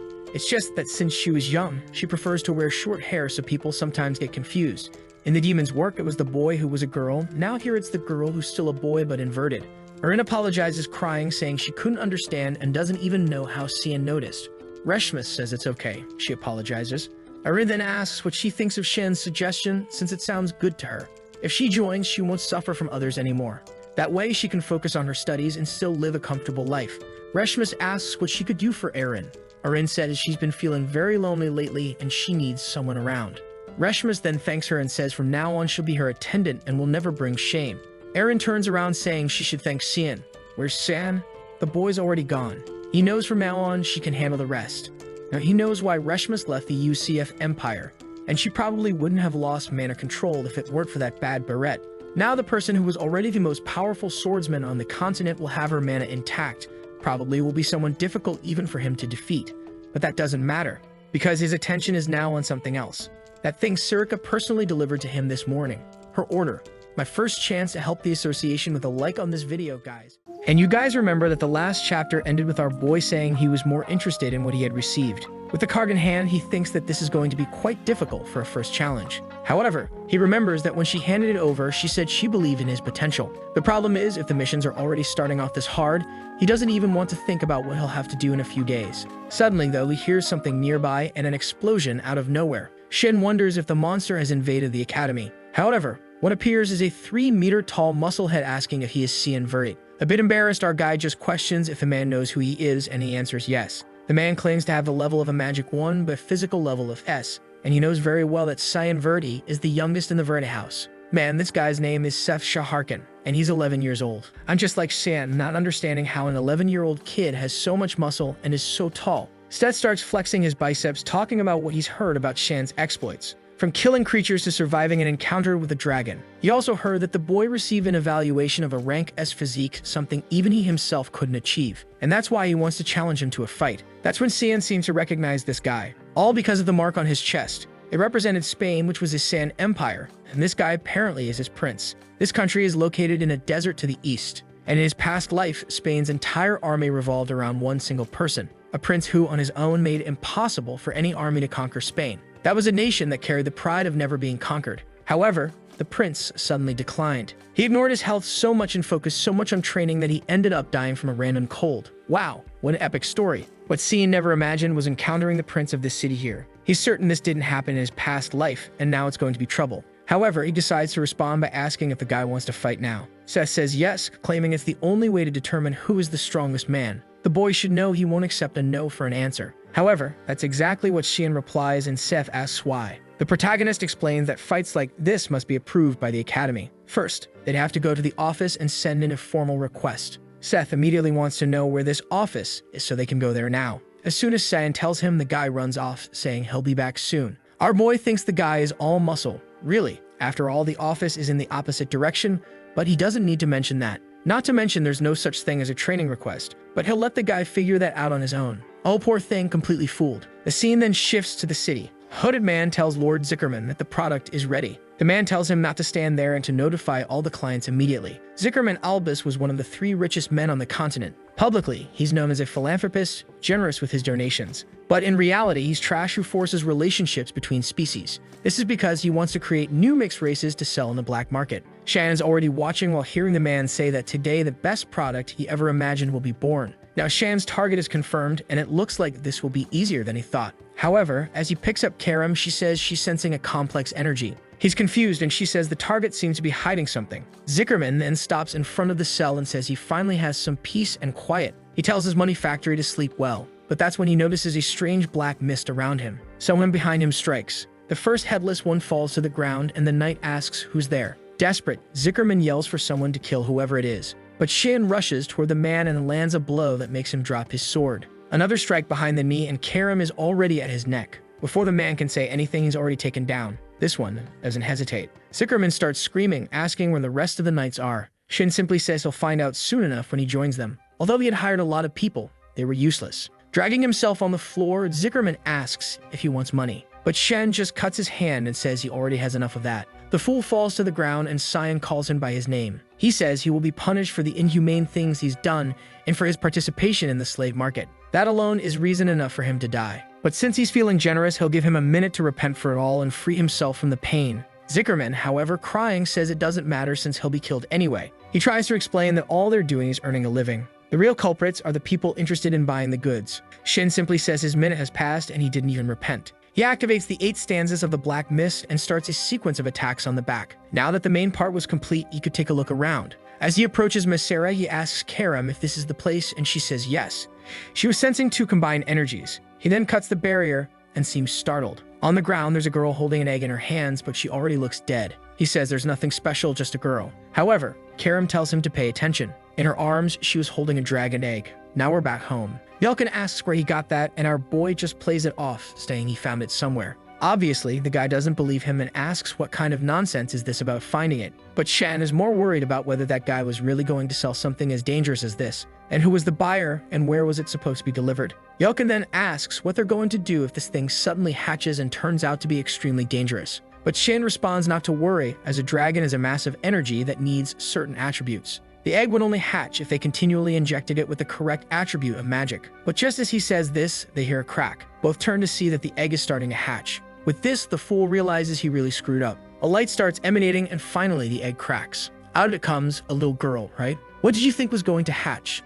An insane dragon? No, of course, it had to be a lowly. Yelkin is freaking out, wondering what they're going to do. But Shan is more impressed that it's a mixed race. And the fact that she's half human makes this a much bigger problem than he imagined. But the little dragon girl is smiling at him, even giving him a hug. Since he was present at her birth, he starts imagining that maybe she thinks of him as her dad. Suddenly, someone nearby laughs. It's Karam, who says it's ironic that an 11-year-old boy is now a father. But Shin says it's all her fault. We then see the moment he picked up the egg and asked if they should really take it. Karam said yes because it could fall into the wrong hands. Our boy was afraid of it hatching, but she assured him that a dragon egg wouldn't hatch without the right energy or a mother. Back in the present, she says this just proves that anything can happen. Our boy asks what that nonsense was about the egg not being able to hatch without a mother. And she replies that's why she said anything can happen. But this business about a mixed race was truly curious. The very existence of that creature was dangerous. The protagonist knows this. And the worst part is this is going to be a massive headache. It was already a problem for a half-human, half-beast hybrid.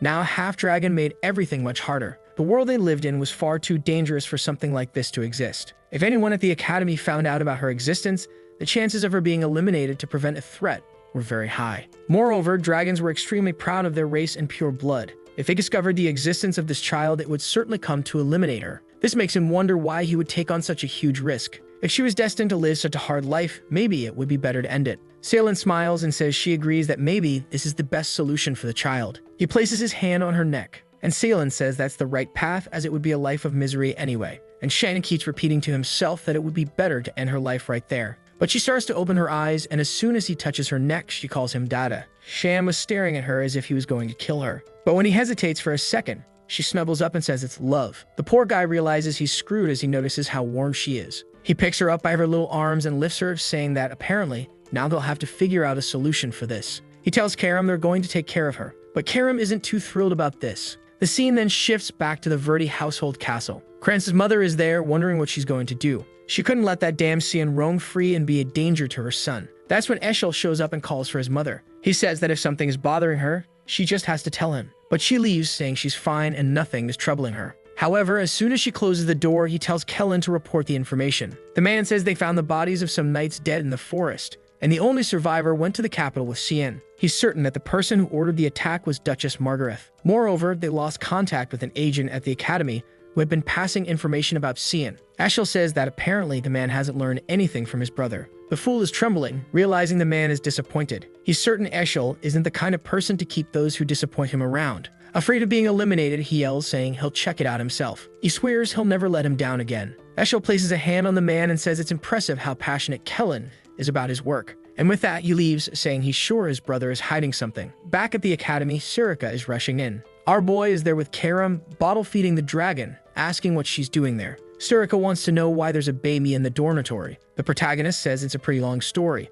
She interrupts him and says the explanation can wait because they have important matters to resolve. She says it looks like our boy has been busy causing trouble. She then shows him that a duel between him and Seth has been approved, and she asks why he's not trying to keep a low profile and is doing something like this. Was the boy trying to attract as much attention as possible? Shan is confused that the guy actually submitted a formal document to create this duel. Karam asks what the problem is. It's just two 11-year-old kids playing around. However, our boy knows that Seth isn't just any 11-year-old and asks when the fight will take place. That's when he's told it's in 2 hours. And there he is thinking that this was way too soon. Seth welcomes him, saying he's been waiting for this moment. However, our boy doesn't seem too excited. Seth says he wanted a free-for-all fight, but they only allow fencing and magic, and he asks if Xian, by any chance, will be using magic. As soon as our boy says no, Seth says he truly doesn't disappoint. He jumps in for a slash, saying he wants to see what Xian can do with the sword. The protagonist, however, seems calm. He's just thinking about how fast this guy is considering his size. But attacks that rely purely on physical strength are easy to avoid. With a simple sword movement, Seth's attack is deflected to the ground. Shan starts to move, saying that an opponent like this is defeated with sophistication and precision. However, the prince says he won't give him any chances.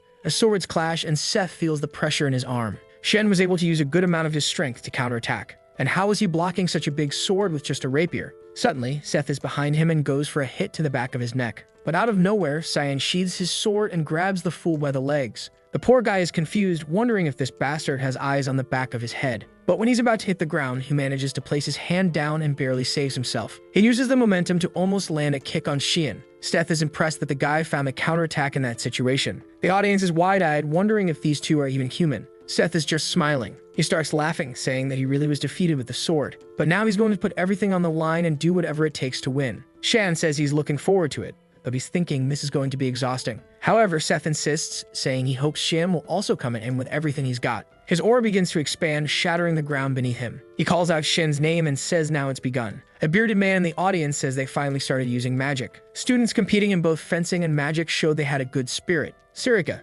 standing next to him, says it's clear Xian was the winner in fencing. They know Seth has an A-class physique, while Cyan is S-class. The fencing match was determined from the start. However, physical aptitude is just a basic element when it comes to high-level magic. And as far as he knows, Seth has level 3 magic, a highest among freshmen. He wants to see how Xian will respond to this. Surika, however, is fuming, wondering why this bastard is drawing so much attention. Suddenly, a hand starts emerging from the ground. It's Seth's death grip. He prepares a punch and Xian realizes it's time to use magic. He easily dodges the first attack. However, he seems to trip over something in Seth's movement, who warns him he won't escape. A sequence of attacks continues coming his way, but he easily avoids them. Seth then activates Desert Fang. A mound of sand erupts from the ground and suddenly it seems Xian is surrounded. He knows Seth has at least 3-star magic. The poor guy took a Gara Classic, but as soon as the smoke cleared, there he was, perfectly fine. One of the things he realized is that Seth would easily use level 4 magic. The problem is that defeating him would put him in a complicated situation. Seth then asks how long Cyan plans to keep dodging attacks.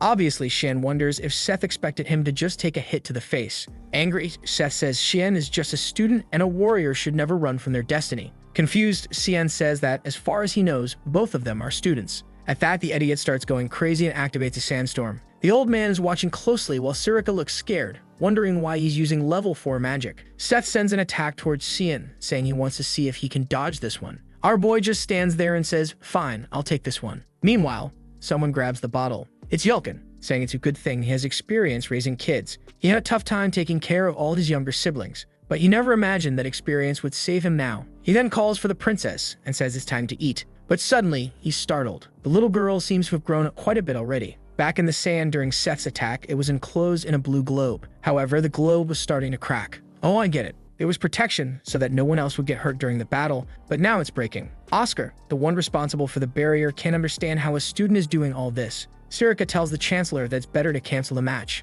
However, he says he wants to wait because he feels something is about to happen. Shan then activates a secret art of the Void Sphere. And of course, Surika didn't want him to use something like that. Suddenly, Seth's sandstorm seems to be absorbed. The professor laughs, saying the boy is quite impressive. Meanwhile, Surika wants to kill him for letting everyone see this. Seth's attack keeps getting absorbed and the sphere continues to grow. Until, after a while, Xian closes his hand. The fool is left confused, not understanding what just happened. And the people in the audience wonder where all that power disappeared to. No one has any idea what that black energy sphere in the middle of the arena was. Shin asks Seth if he still wants to continue. but the poor guy is exhausted. He falls to his knees saying he can't believe he lost. He lost in fencing and lost in magic. At that moment, he was pure depression. Poor Xian starts feeling bad for crushing the guy's spirit, but then Seth punches the ground and says it's fine. He was getting tired of beating weaklings anyway. Now his motivation to keep training is restored. He then extends his hand and says he's looking forward to training with him again, and next time Xian will have to accept the challenge. Xian, of course, says no. He's not interested at all. The scene shifts to Xian talking about how dragons develop faster than other creatures, but overnight it seems like the child had turned 6 years old. The girl is already welcoming Daddy. Xian knows that at this rate, she'll soon be his age. He tries to explain that he just took his eyes off her for a second, and suddenly this happened. Man, he knows it's going to be tough to raise her there. Someone mentions that there will come a time when he won't be able to hide her anymore. It's Sirika, who says she can help hide the magic sword. But a dragon like this is something completely different, especially since he keeps drawing attention to himself like today. Karam is lying on the couch, peacefully sleeping, not wanting to deal with anything. They're just looking at the little dragon girl, saying she's growing terribly fast. How did she get this big while he was out fighting? Sirika then says she knew he was up to something, but bringing a creature like that home is completely different. Our boy tells her not to worry because Yulkin said he'd take care of the girl. Besides, the place already has a barrier, so she and Karam wouldn't be detected. That's when Sirika hands him a letter and says this will only be possible if he stops causing trouble. Our boy looks at it and says it's a pretty bad reward for winning that match. But she just leaves the room, telling him to stop getting into trouble. It would be terrible if he ended up angering a certain someone. Yulkin then asks what it was, and our boy says it's a warning. They want to expel them for bad conduct. The little dragon girl says that can't happen to Daddy, otherwise everyone will end up begging on the streets. Shan is confused, wondering when this brat learned to say things like that. He pets her and says they don't need to worry for now. Yulkin says it would be dangerous if he were forced to return home. Shen replies that they don't need to worry because it was just a small competition. After all, he noticed that the letter came directly from the Chancellor and not the administration. That means the guy wants to talk to him. I don't know if this was in the past, but I believe it was. The Chancellor asks if he really wants to join the Order of Light. Shan agrees, and the man says he doesn't think it suits him. Seeing the boy's face, he says he's sure Shan knows this. So he decides to give him some advice and tells him to keep it in his heart. He's certain that Shan would find no benefit in joining the Order of Light. His fate would be suffering or something even worse. However, one thing is for sure, joining that order wouldn't be worth it, because that's what life is like for a puppet. That was the conversation he had with the old man in his past life when he was called there once, which makes him wonder what curse the old man will throw at him this time. Yulkin then comments that the child might deserve to have a name. They can't keep calling her just Little One. Shan just responds with Nana. Yulkin was about to tell him to think a bit more, but the girl says it's perfect. She likes the name Nana because it's the same backward and forward. And besides, now she's Nanavert. She's spinning around Xian, who wonders how she knows his last name. The scene then shifts to the Chancellor's office. He's thoughtful and impatient because of Xian verdict. He already knew the boy had great potential, but he saw him absorb a rank 4 magic attack all by himself. Someone with that much power is something to be feared. But the strangest part is that Xian didn't even seem to be trying, which makes him wonder what this boy is truly capable of. Shan knows that Campbell was the teacher of Emperor Dione and Princess Diana. He's one of the few 9-star mages on this continent, and after Princess Diana's death, he decided to dedicate himself to cultivating new talents at the Royal Academy. But what confuses Xian is that he always saw this man as a pacifist. So why in his past life did he suddenly get involved in the Empire's throne affairs? He stops for a second and is sure of it. That guy was as treacherous as ever. Knocking on the wall, he notices it has a barrier. Not just a barrier, but a 9-star one, even though he knew Sam was coming. It seemed the man wanting to test him, and Shan was ready to pass that test. Candle was smiling, curious to see how the boy would deal with the barrier. All right, fine, Shan mutters as he crashes through the window. He lands in front of him and calls out to the Chancellor, introducing himself as Xian Verdict, a first-year student. The old man notices that the boy did the obvious, but he has to admit defeat. He then asks if Xian received the warning about the competition. Xian says yes, he got the Chancellor's notice, but he became certain of some things as soon as he saw the barrier. That so-called warning was just an excuse to test him. Candle says that's correct and that his method was quite common, but undeniably effective. With that aside, he says he won't resign the warning unless Shan convinces him. Shan then asks if he can pose a question. He inquires whether the old man values the Empire's prosperity or his family's honor more. Candle remains silent. He says it's a bold question, but neither is Shan's concern. Shan then asks if, hypothetically, Emperor Dione and the third princess showed ambition for the throne, would Candle stand idly by and not support either side? The old man replies that such boldness is not only audacity but also recklessness. Meanwhile, Shan recalls that in his past life, this man told him he'd become a puppet. But at this moment, Candle was no different. Shan remembers that in his past life, the Chancellor played an important role in helping Prince Luenel ascend to the throne, a prince known for his violent nature and for killing all his siblings. The day the Chancellor questioned those deaths, he was imprisoned for treason. Now Candle slams his hand on the table and says it doesn't make sense. He asks Shin if he truly believes that the peace built over the past 100 years could crumble so easily. He thought the boy was talented, but apparently he's just an ignorant child. Shan ignores the insult and says that both Candle's daughter and the second princess have already died from illness. Furthermore, the third and fourth princes are forces that cannot be ignored. And Empress Cassandra's faction is beginning to hunger for power. They would stop at nothing to seize control of the empire. After all, the peace in this land is barely holding together. And when it all collapses, it will also mean the end of the academy. Candle is stunned that an 11-year-old knows the entire current political landscape. It then asks what Shan's intention was in saying all this. Shan says he's there to propose a deal that will help Candle, peace for his family and peace for the academy. And all he asks in return is for Candle to remove the warning. The old man laughs, making Shan feel like a fool. Candle summons a magic circle and asks what power Shan plans to use to resolve this. He signals downward with his finger, saying Shan will be crushed along with his arrogance. Chains of judgment then appear and pull Shan upward. Shan immediately realizes the Chancellor wants to test him again. Candle says that while Shan may be powerful, escaping such a skill won't be easy. He remarks that the boy is getting too full of himself. However, Shan asks for permission to show what he's capable of. At that moment, the old man is startled. Shan activates an adaptation of the Void Sphere. The chains seem to be getting swallowed up. The old man is in disbelief that a level 1 skill is consuming his magic. The energy keeps being absorbed and the sphere continues to grow. Meanwhile, the old man wonders about the limits of this boy's potential. Finally, the attack dissipates along with the chains. Shan asks if he's proven enough.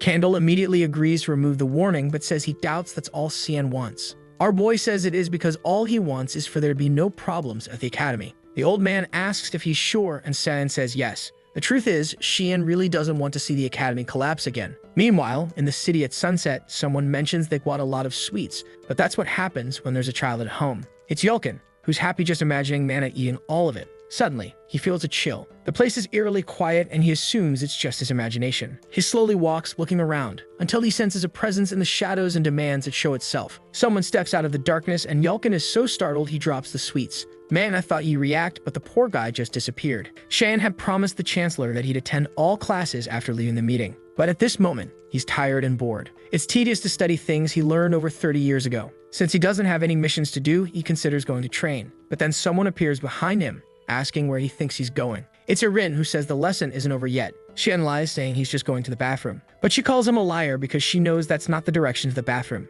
Meanwhile, a guy named Resimus is standing behind her, calling her Lady Erin. Our boy then asks if she's allowing him to address her by her personal name. She tells him to stop changing the subject but says yes, but only in private. However, she wants to know why Sian is still so formal with her. Our boy responds that since she's royalty and he's just a simple citizen of the Empire, he can't be too familiar with her. Someone then approaches in the middle of their discussion. He calls out to Erin, and suddenly she looks startled. Shin glances to the side and sees a guy on the stairs, saying it's been a long time since they've seen each other. It's Brother Fabian and Brother Nerobian. Apparently someone really likes Bien. Erin greets them, and they ask why she's surrounded by commoners or if those people are her servants. Shan knows these guys from House Yahello always belittle the princess. Then they ask if he's the so-called boy Sanvert. Our boy simply says it's a pleasure to meet them and introduces himself as the young Mist of House Verdi. The guys reply that he doesn't need to introduce himself because they saw the duel, and it was incredible. Surely he'd be invited to the next social gathering. They say they should talk more and shouldn't remain strangers. Shan notices that Erin is being completely ignored.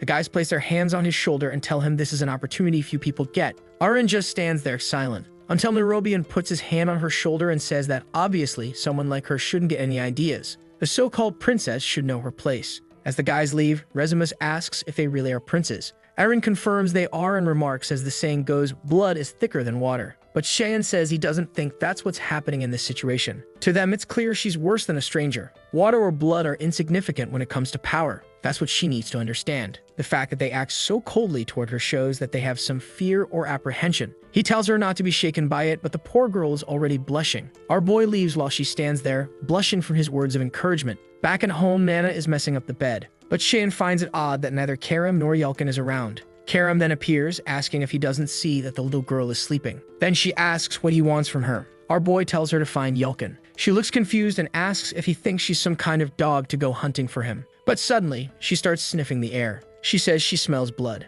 In a nearby alley, Yulkin is thrown to the ground. The attackers laugh, and a blonde man says he should have responded as soon as they called him. Now things had gotten complicated. It's ironic that the boy only had one night and he was so bad at his job. The man then announces that it's time to cut Yulkin into pieces and deliver him as a gift to their master. He could thank his boss later. This was the price he would pay for messing with Barrett Rumil. However, from the ground, Yulkin simply says, "Alright." The guy is confused and asks what he means. Even while battered, Yulkin tells them to just get it over with. Barrett then tells everyone that apparently Yulkin has lost his mind. It's time to finish this by killing him. But suddenly, from above the alley, someone asks what they're doing. "Man, if it's who I think it is, I guess you're all headed to your next life." It's him and Shan with Karam in hand, saying that apparently this was Rumil's doing. From the ground, Yulkin sees it's our boy. And upon seeing the state of his friend, Cyan says, "Looks like they beat up my poor boy." Barrett, however, seems excited that Cyan showed up on his own. This was exactly what he had planned. Shen simply replies that he's looking forward to seeing what Barrett will do. He charges at the men, activating the 8th stance of the violent barrage. It's a tap to one guy's neck, a flick to another's forehead. Everyone in the alley starts getting thrown around. Barrett can't believe that all the men he hired couldn't beat this kid. What kind of monster is this, he wonders. He starts cursing Cyan Vert and says he'll kill him. But before he can use his spell, he takes a knee to the stomach and is thrown far away. The poor guy hits the wall and Cyan says Barrett hasn't changed one bit. He asks if tormenting the weak is really so fun for him. Barrett, however, says what he does in his free time is none of Shan's business. And he asks, "What are you going to do, kill me?" Shan remembers that in his past life, this guy, the eldest son of House Rumil, became the strongest figure in the kingdom of Garan. He was an infamous figure who beat his own servants to death and burned small animals just for entertainment. Until one day, his madness crossed the line. He mercilessly killed a classmate and claimed he was just practicing magic. This exposed him, and the Purge Squad gave Xian a mission to eliminate him. But that day, Xian would never forget what he saw upon arriving at that mansion. In the man's basement was a pile of servant corpses. Naturally, Xian tortured him to give him a painful death. But even while suffering, the man kept smiling and telling Xian to just end it. That was because he was already bored with his own games. Now Xian realizes that killing that guy in the past wasn't a punishment for a monster like him. After all, he had already done everything he wanted. It was an entirely inadequate price considering the lives he had affected. With this, Xian grabs Barrett by the mouth and summons a mana orb. Barrett asks what he's doing, and warns that Xian won't get away with this because he's the future of the kingdom of Garan. But Xian just grabs Barrett by the throat and says he sure loves to talk a lot. He warns that Barrett's biggest mistake wasn't insulting him. He could say whatever he wanted behind his back, but what he should never have done was hurt one of Xian's servants. Barrett starts writhing in pain on the ground. A strange purple aura begins emanating from him, and someone is observing everything from above. Oh, it's Echel's informant, who says he urgently needs to report this. Surely this would interfere with his plans. But then Sirika places a knife to his neck and says she found the one tailing her boy. Our boy approaches Yulkin, who apologizes, saying he brought shame to his lord. Seeing him beaten up, Cyan thinks it's pitiful to see the poor guy in such a state. He then asks why Yulkin, as his servant, involved himself in a fight he knew he couldn't win. Was that his idea of loyalty? Shan says he understands what Yulkin wanted to achieve, but the best choice in this case was to flee. He didn't need Yulkin to risk his life in the name of loyalty, so he shouldn't do anything so reckless again. Poor Yulkin, broken and defeated, simply apologizes. Our boy then says the leader can show themselves. Suddenly, a group of Purge Squad members appears, asking if it was that obvious. Xian says it's obvious when so many people show up together. Then Sirika appears, saying she brought a big present. She throws Kellen to the ground, and Xian immediately recognizes him as the one who had been following him recently. She seems impressed that Xian already had information about him. He says he kind of already had an idea. She responds that, as always, he's highly capable. Not only is he far stronger than any other assassin of the Mist, but he's also able to negotiate directly with the Chancellor. In addition, he has the mental fortitude to wield the magic sword. He truly deserves the title of successor, but the problem is he keeps causing trouble. Xian just replies that he took note of all that, but he warns that he will always refuse to be just a victim. Whoever harms those close to him will be crushed. Sirika interprets this as him saying help protect those around him and says she understands. She then says she's leaving and trusts the successor's decisions. But before that, she reminds him not to forget to deal with that person. Kellen then asks what Xian plans to do with him and if he's going to kill him. But Xian says he's learned that death is too easy. Desperate, Kellen says that if Xian thinks he's going to talk, he can forget it. But Xian replies that he already knows Kellen is the right-hand man of Eshel. The poor guy is left wondering how this brat already has that information. But Xian remembers Kellen very well from his past life, always by his brother's side, and the envy he felt when they were close during the wars. However, considering everything, Kellen really is a problem. Perhaps the best option would be to kill him now. The problem is that doing so would send certain information to his brother, which means it's time to use this guy to execute his plan. Kellen, desperate, asks what Xian is doing. Xian activates a psychic clone creation. A cloud of mist begins to pour into Kellen's mouth and eyes. The scene then changes completely to a castle. A man rushes in and attacking her in. She manages to parry and says he'll have to do better than that. But the man appears behind her and places a sword at her neck, announcing his victory.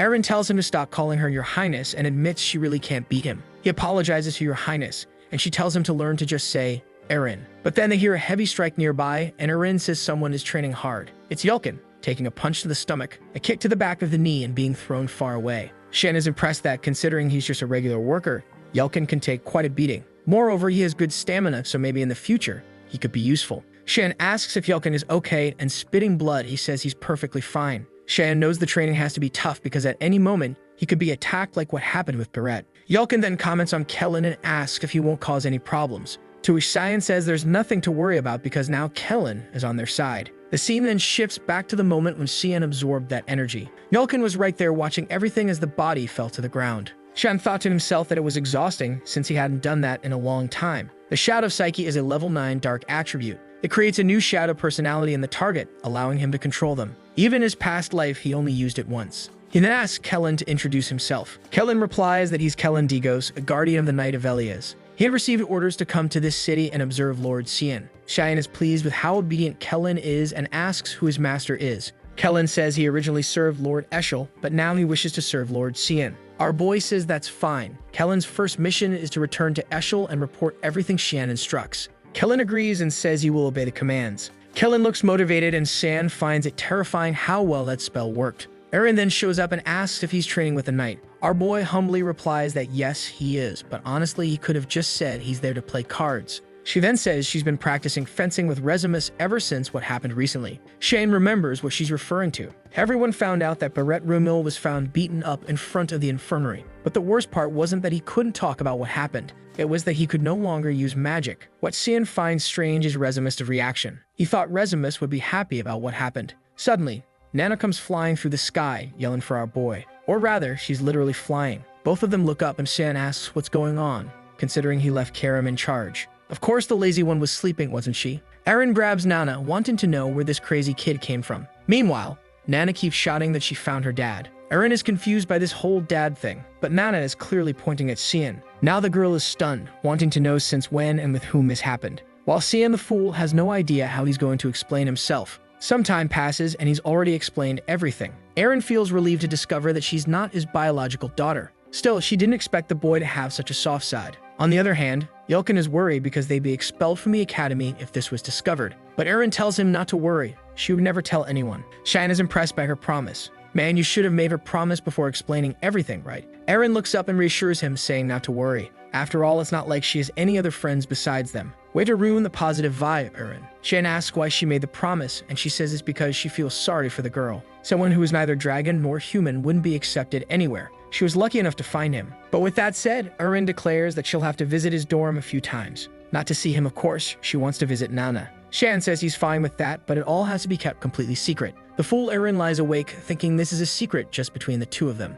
Actually, it's a secret between 5 of them, but okay. With that, she leaves and Resimus waves goodbye. But as Eren looks back, she feels something strange. She's all giddy, realizing she seems to have gotten closer to Cyan. Back at home, though, Cyan still gets scolded by Karam. She tells him to just spill everything to her, including that he has a magic sword. Cyan tells her to shut up, pointing out that all this happened because she was sleeping. Yelkin suggests they should take Nana out more often. Maybe she ran off because she's been cooped up for too long. Cyan says it might not be a bad idea. Then we see 2 people flying with wings. A white-haired man notices something strange and stops midair. The woman beside him asks what's wrong, addressing him as Lord Lucian. He replies that he smells weakness. He asks where they are, and she says they haven't reached Ruin yet, but are close. Lucian realizes they're near the Ruin Academy. He says they'll have to delay their return because he senses the presence of something that isn't meant to exist. Meanwhile, in an open area near Ruin, Yelkin is warning Nana not to wander too far because it's dangerous. Cheyenne thinks this was a good idea since she's enjoying herself and are far from Ruin. Here, his secret is safe enough and she can get some fresh air. Karam teases him, saying he seems to be enjoying playing house, suggesting they make the princess the mother. But suddenly, they all feel a chill. Karam warns immediately that something is approaching. Lucian says, that's abominable. Yelkin shouts for Nana to be careful, barely saving her from a laser. Cheyenne sees that the 2 are safe and tells everyone to stay behind him. The 2 descend from the sky, and they wonder what they're doing there. Dragons, superior beings, and 2 of them at that. Lucian then says he now knows where the stench is coming from. The existence of that thing is revolting. The red-haired dragon, Catalina, asks how such an abomination came to be. She questions if Sheehan is the owner of this mixed race and how he also possesses a magic sword. Karam is furious at being treated like a mere object. but Catalina tells her to be quiet since she's just a human's toy now. Hermia, however, retorts, asking if Catalina is looking to die. As Hermia prepares to attack, Lucian stops her. He explains that he has no interest in this fight as they dislike fighting inferior creatures. However, they must take the mixed-breed girl with them. A half-human, half-dragon existence would surely make for valuable studies. They say that if they hand her over, everyone's lives will be spared. But Cheyenne tells them all to shut up. Lucian can't believe the audacity of the boy. Cheyenne repeats, telling the winged crocodile to keep quiet. Obviously, Lucian loses his temper. He nearly fires a laser at Cheyenne, but Yulkin calls out to him, telling him not to worry and to stay behind him. However, it's undeniable that the technique Lucian used was terrifying. Lucian says that's why dealing with inferior creatures is so annoying. Cheyenne activates the 9th stance of the Black Mist, manifesting the magic sword. Every time I mess up pronouncing these massive spell names. But there he is, our boy, looking like a burnt matchstick, ready to face them. Both dragons recognize that as the power of the exiled. Lucian remarks that the day is full of surprises, but in the end, boy is nothing more than an inferior creature. But before he can finish the thought, Cheyenne is already at his side, leaving Lucian startled, not knowing when Cheyenne appeared. He takes a flurry of stabs and is thrown back. Lucian says the boy is a reckless human and charges at him with a slash. He extends his hand, activating a shockwave. A magic circle forms above Cheyenne, and he takes the attack head-on. But Cheyenne activates one of the smoke techniques,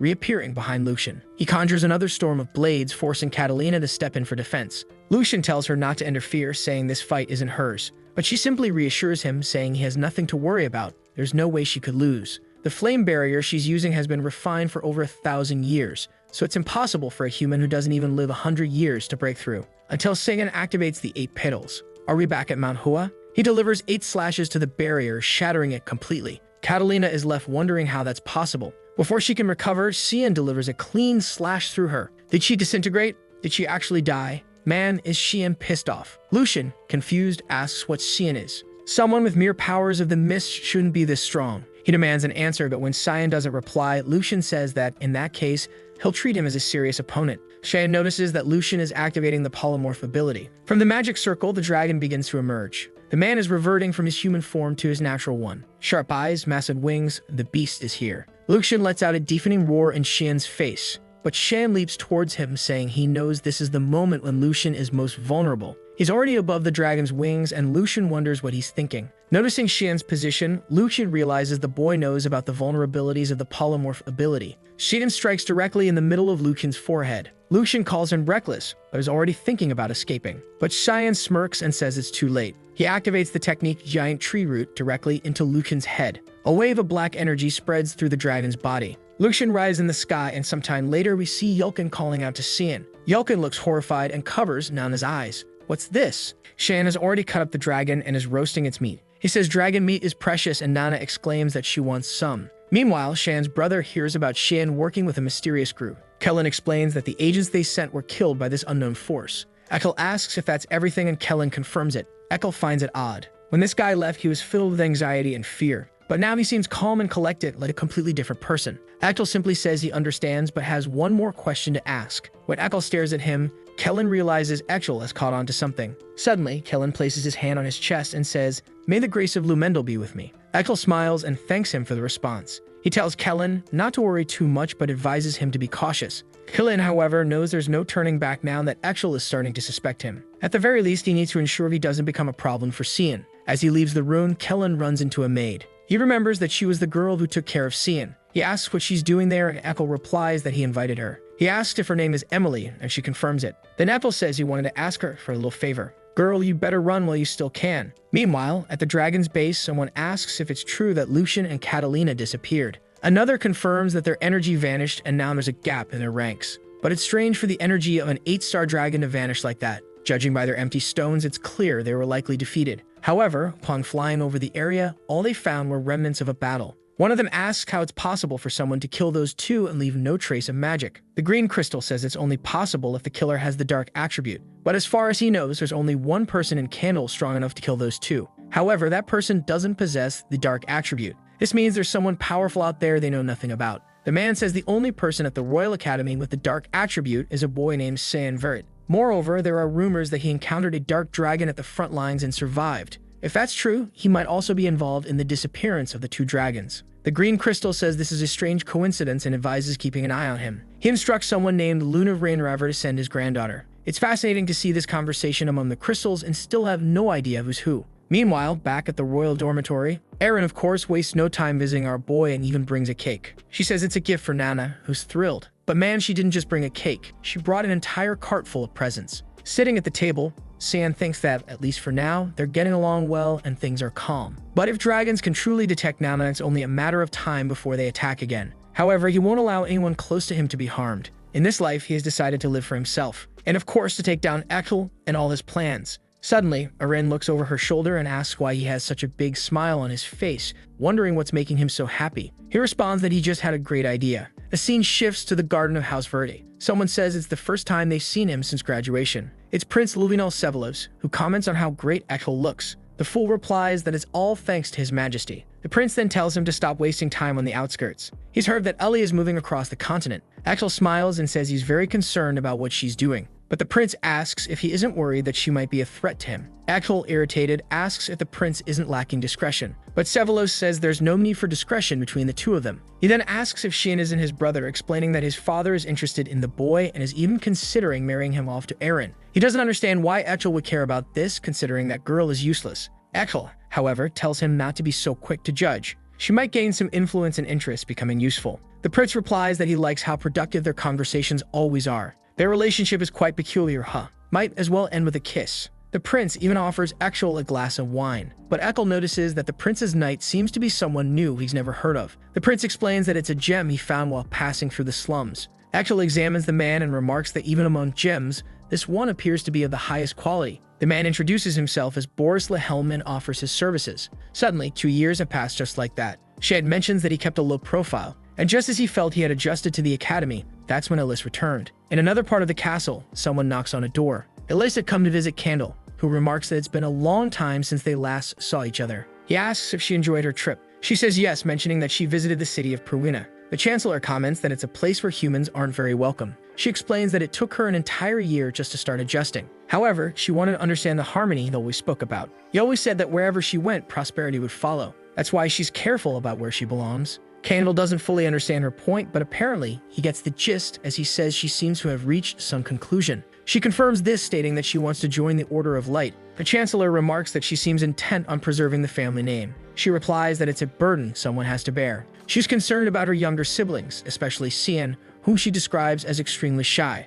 The old man bursts into laughter, leaving her confused. He comments that the idea of Shan being shy is quite amusing. That's when the boy himself appears, saying it's very insensitive of their dear Chancellor. They look back and see our boy. I thought he might show up looking older, but nope, he just got taller. He looks like he's holding in a fart, but says he missed his sister. Walking outside, she remarks that he's changed a lot since the last time they saw each other. He's already as tall as her and will soon surpass her height. He jokes saying she must have gotten shorter, but she tells him to stop making up lies. It was July 2, 1988, a date he would always remember, because it was the last time he saw Elice alive. What's going to happen, man? She mentions that the semester has ended and asks if he'll visit home. He replies that without her there, there's no one to welcome him. She seems confused and asks if that's why he hasn't gone back in 2 years. He knows the real reason is Eggshel's presence, and of course the Duchess, who wants to kill him at any moment. The worst part is that their father does nothing to stop it. Going home would basically be suicide. Stop lying, kid. You killed 2 dragons and are afraid of a Duchess? But okay, I believe the Eschel part.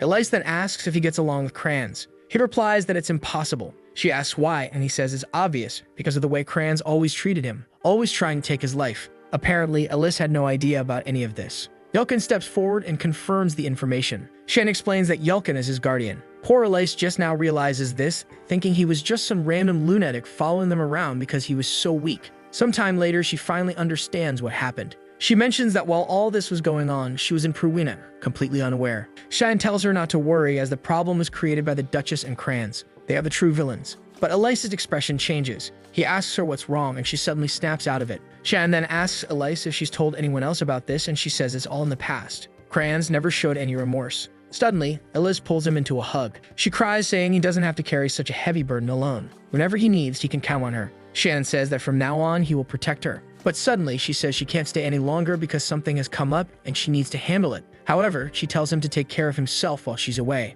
At this moment, Yelkin feels something strange. Elice gives him a tight hug, thanking him for taking care of her brother. Yelkin was about to protest, saying he doesn't take care of this troublemaker, but Shan quickly tells him to stay quiet. Some time passes and it seems like Elice is leaving. Even though Cheyenne is smiling, he knows it's been a long time since he's seen her this serious. The scene shifts to the past, where Cheyenne is taking hits from a sword. It's Crayons asking if he's already tired and calling him a motherless bastard, ordering him to get up. Shannon, frustrated, says there's no need for him to say such things since he's already won. But he takes another hit to the face, and Crayons tells him to shut up. The beatdown continues until someone appears and tells Crayons to stop. It's Elice, who demands to know what he thinks he's doing and orders him to apologize to Cian immediately. Shan knows from the look on her face that this is going to cause chaos at home. But maybe this is a good way to reveal the truth about the people around her and somehow change her destiny. Someone delivers a few letters to him saying they're for him. Yelkin mentions that one is from the academy and another is from the cleaning staff. Shan grabs the black letter and says the other one must be from the imperial court. Yelkin takes a look and confirms it.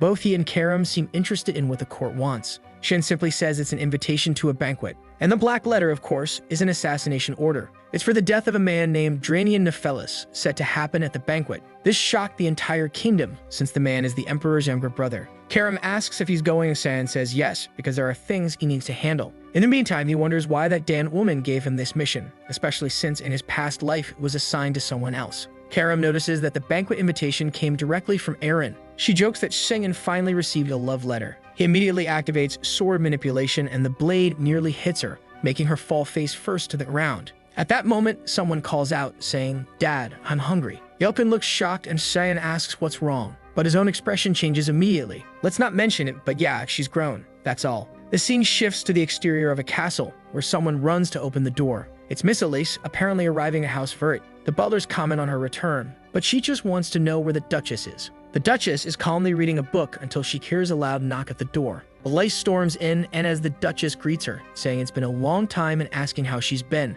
Elice raises her hand and slaps her hard across the face. Everyone is shocked, and a butler asks why the guards aren't doing their job. From the floor, the Duchess asks if Elice has lost her mind. But Elice responds that it's the Duchess who should be asking herself that question, especially since she tried to kill Cian. The Duchess is alarmed that Elice knows about this. Of course, she denies it, claiming she'd never do such a thing, and asks if Elice has any evidence. Elice says that by asking for evidence, the Duchess made everything perfectly clear. As the Duchess orders the guards to act, she continues screaming, asking what they're waiting for, and commanding them to restrain Elice. The guards leap toward Elice, apologizing as they go. Well, this isn't going to go well for them, is it? Elice dodges the first one and knees him in the neck. She activates a spiritual magic called Undyne and takes them all down. The Duchess trembles as she watches all the guards fall in the blink of an eye. She tells Elice not to come any closer and asks why she's doing this. Elice simply responds that Shan's guardian already confessed everything. He admitted to receiving orders to kill the boy 2 years ago. The Duchess claims it's ridiculous for Elice to act based on the words of a mere servant, but Elice tells her to shut up, saying she will have to face the consequences because everything will be reported to their father. Her time is up. With that, she walks out. The Duchess, however, thinks to herself that the foolish girl still doesn't understand anything. Williers had no interest in anything except that one child. She immediately sends word to him, saying she knows about the assassination attempt and asks what the problem is. Surprised, Elice tells her father that one of his children almost died. The Duke says he won't make any excuses. He simply believed Cian would survive. Elice protests, saying it was extremely dangerous as Cian was just a child fighting 6 knights. He only survived thanks to one of them deciding to protect him. The Duke laughs and asks if she truly believes that false knight saved Cian. That man was nothing more than a simple worker. Elice questions whether he's saying Cian killed all those knights by himself. The father steps closer to Elice and remarks that she knows very little about her little brother. He hands her a letter and tells her to take a look. She asks what it is, and he explains it's an invitation to the imperial banquet. He wants her to attend in his place. It would be a good opportunity for her to relax and stop worrying so much about Xian. He's much stronger than she imagines, and soon she'll realize it. Bang, the door shuts in her face. Elice walks through the corridors, wondering how she's supposed not to worry about her 13-year-old brother. That's when someone calls out to Miss Elice. She brightens up upon seeing Cecilia, who welcomes her back. Cecilia rushes over and hugs her, asking how she managed to stay away for so long without even writing a letter. Cecilia Lean is a knight from the elite squad of the Order of Light. From the beginning, she's been Elice's supporter, teacher, and friend. Elice then asks Cecilia what she thinks about a change of scenery. It's time for the two of them to head to the Imperial City. The scene shifts to a carriage. Inside, Nana is gazing out the window, exclaiming that she sees a little deer. The boys keep insisting that she learn how to hide her tail. She concentrates for a moment, and everything seems to disappear. Shan thinks to himself that at least his life is a bit easier when she can hide everything. He asks if she remembers what he told her. She responds that she does. Right now, she's just his maid. Still, he's nervous, sure she's going to cause some trouble. Then they hear something outside. Shan asks Yelkin what's going on, and Yelkin reports that there are some mountain bandits. Man, look at these poor fools. Kids, just go home. This won't end well for you. Yelkin, go deal with them quickly. Nana asks what's happening and San tells her it's nothing. Before the bandit can even say anything else, Yelkin has already taken one down with a neck strike. The rest of the gang shouts for their leader and leaps at Yelkin, but he remains calm, activating a sequence of consecutive slashes. Ah, I know this reference. Is he about to go bald? He sheaths his sword, and all the bandits are dead. Now he's a force to be reckoned with. With that, Cyan tells him to get back in the carriage and Yelkin announces that they're leaving. Elsewhere, someone slams a sheet onto a desk, saying it's the list of all the banquet guests. Sirica thanks her and is asked if the plans shouldn't be postponed. Sirica responds that no, they need to go through with this because the man must die. But one is curious about why there's such urgency to kill Drania Nephelis. Sirica explains that he's a vile predator who uses his power to target married women. The sooner he dies, the better. And to top it off, he's her fiancé. What a plot twist. Sirica then notices someone unusual on the guest list. A person with such a fragile body that they rarely attend any classes, but an extremely rare genius with proficiency in 20% of all attributes. Lunav River, the granddaughter of the master of Guren's Academy of Magic. Sirica knows Lunav has been hidden from the world like a precious gem. So why is she exposing herself at this banquet? Her aide explains that it was Master Regents himself who sent her. Sirica isn't pleased, unsure of his plans. What she knows for sure is that something is bound to happen at this banquet. Of course, right, especially since she's planning to kill her fiancé. Well, not her. She's sending our boy. The scene shifts to the city as the group arrives. Accidentally, Nana bumps into someone. A man starts scolding her, asking what she thinks she's doing, until she apologizes and asks what's wrong. Man, if you knew her age, you wouldn't be smiling like that. He takes off running. Nana remarks how nice everyone in this city is, while Cyan just wants her to stay away from that creep. But it's clear Nana's problem is that she doesn't suspect anyone. Then Yelkin points out her eyes, asking Shan to take a look. Shan immediately notices trouble. Her pupils have turned black and she says she's hungry. When that happens, she starts emitting an aura that makes her easy to locate. Cheyenne tells Yelkin to get her to a restaurant immediately. Yelkin grabs the girl and rushes off. A while later, she's already devoured about 80 plates. Saiyan comments that at least he brought plenty of money, but then he feels a strange mana in the air. Someone approaches, saying it's a pleasure to meet him, and asks if he's the boy named Saiyan Verit. Here we go again. Shen is confused that she knows his name and asks who she is. However, she just ignores him, sits down, and asks if he doesn't mind. Our boy. Tell her. Answer already. She then introduces herself as Luminov and says she's a new student at the academy. Cheyenne thinks he's heard that name before. He says he doesn't pay much attention to juniors, which is why he didn't know her. She says it's expected since no one is as famous as him. Meanwhile, Nana is asking Yelkin if she's a friend of Cheyenne, and he replies that he has no idea, but she doesn't seem very friendly. Luna remarks that it seems, given he's hanging out with a knight, he must be an employee and is quite close to both. He had a much more caring personality than she imagined. The protagonist just responds that he sees no reason to eat separately from them. However, he's already noticed that even though they just met, she's praising him way too much. So what's her real reason for getting close to him? At that moment, Lunav asks if he's going to the Imperial Banquet. He says yes and asks how she knows that. She replies that it's obvious when someone from the academy comes to this place. She says she's happy to know they'll meet again at the banquet because she's also invited. At that moment, Cheyenne realizes she must have some form of nobility at the very least. Suddenly, she stands up and says she, unfortunately, has to leave. But he better remember the name Lunav. And with that, she departs, asking him not to forget. That's when Cheyenne seems to remember this crazy girl. She's the granddaughter of the Grandmaster of the Magic Academy, which makes him wonder if that man sent her there. He remembers that in his past life, Lunav died extremely young while still a student in that place. Some said it was because her body was very delicate, but others were sure it was due to the experiments she endured at the Magic Academy. The problem now is that he's getting involved with a lot of people he didn't know in his past life, which means things are going to change even more in the future. And it also makes him wonder why it seems like so many people are involved in this banquet. Sometime later, Rin is fixing her hair. She looks at Resimus and asks how she looks. He gives her a thumbs up, saying she looks amazing and the best version of herself yet. That's because she wants her to make up her mind already since she's tried on a dozen dresses. But she grabs another one, saying she's still not satisfied. Resimus then says she's sure Cheyenne would already like this one. She turns around asking what her dress has to do with Cheyenne. Resimus just replies that it's obvious since she was the one who sent the invitation. The poor girl is blushing, not knowing what to say,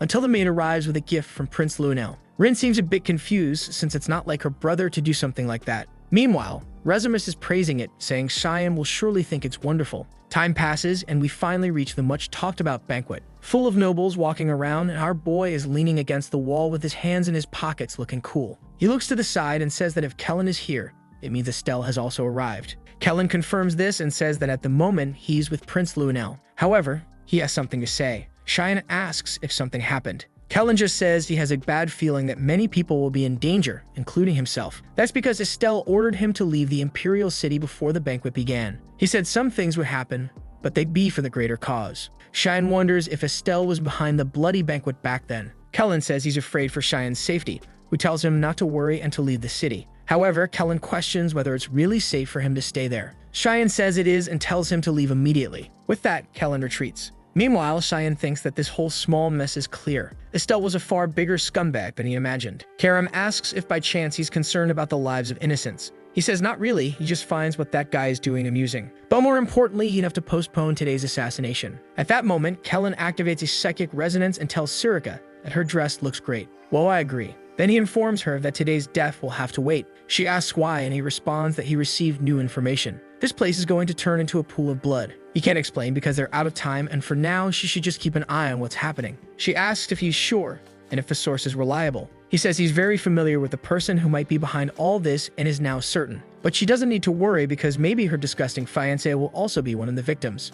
She blushes and asks how he knows it's her fiancé. He just turns around saying he's off to work. But then, from behind, Elice calls out to her. Sirica turns, confused, and sees her looking stunning, saying she missed her master. Sirica asks what she's doing there, and Elice says she came to clear her head. But now she's worried since Elice will also get caught in this mess. That's when someone approaches, saying they see two beautiful flowers before their eyes. Clearly, this is not someone Sirica wants to see. It's apparently her fiancé, the beloved Dranian Nephelis. Yes, from his smile, it's obvious he's not a good person. Meanwhile, our boy approaches Yulkin and says he has a job for him. Yulkin pounds his chest, saying he's ready for duty. Cheyenne tells him to cut it out, thinking Yulkin is way too confident these days. Maybe drinking dragon blood and all the training has turned him into a true warrior. He then tells him to go to the aqueducts and keep an eye on the area. However, Yulkin says he's scared because it's too dark, and Cheyenne immediately takes back that comment about confidence. He orders him to go right away and stop making excuses. But then Yulkin tells him to look behind him. Someone extremely suspicious was watching him. Immediately, Cheyenne moves to attack, saying he'll handle it. He grabs hold of someone only for Cheyenne to shout at him to get off. It was poor Emily who had been squashed. Poor girl. The scene then shifts to someone descending a staircase carrying a torch.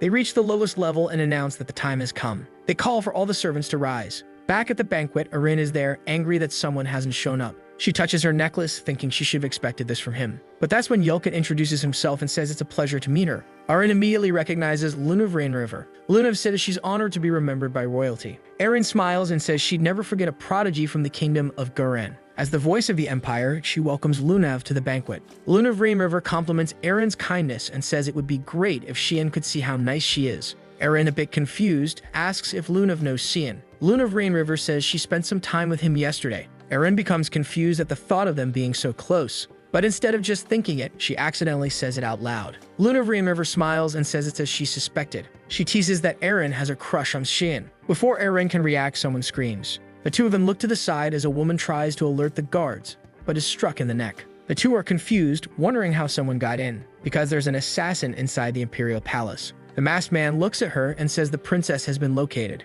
The scene shifts to Nana introducing herself to Emily, who is shocked. She falls to her knees, devastated to see that the new maid is younger and prettier. She asks Shan if she's being replaced, and Cyan says no. But he's more curious to know why Ishil brought her there. Emily says she thinks Ishil wants her as his maid because he even asked her to work for him. Obviously, Cyan doesn't like hearing that. We then see the moment Ishil asked her to be his maid. He says she seems so lonely ever since Shan went to the academy. But back in the present, Emily says she refused because she has to wait for her lord. She asks if he's sure, and she confirms, but Ishil isn't giving up. After all, he brought her to this place. At that, Cyan tells Jokum to protect Nana and Emily because things are about to get dangerous. He recalls that in his past life, she wasn't in this place. The fact that he sent Kellen already proves he's been watching him for a long time. But he won't allow his brother to hurt his people. There's chaos outside. Suddenly, Emily shows a ribbon and says Ishil sent it as a gift for his brother. She panics because she forgot to deliver it, but Nana notices something strange. Something red is seeping from the crystal inside. It seems to have a specific smell.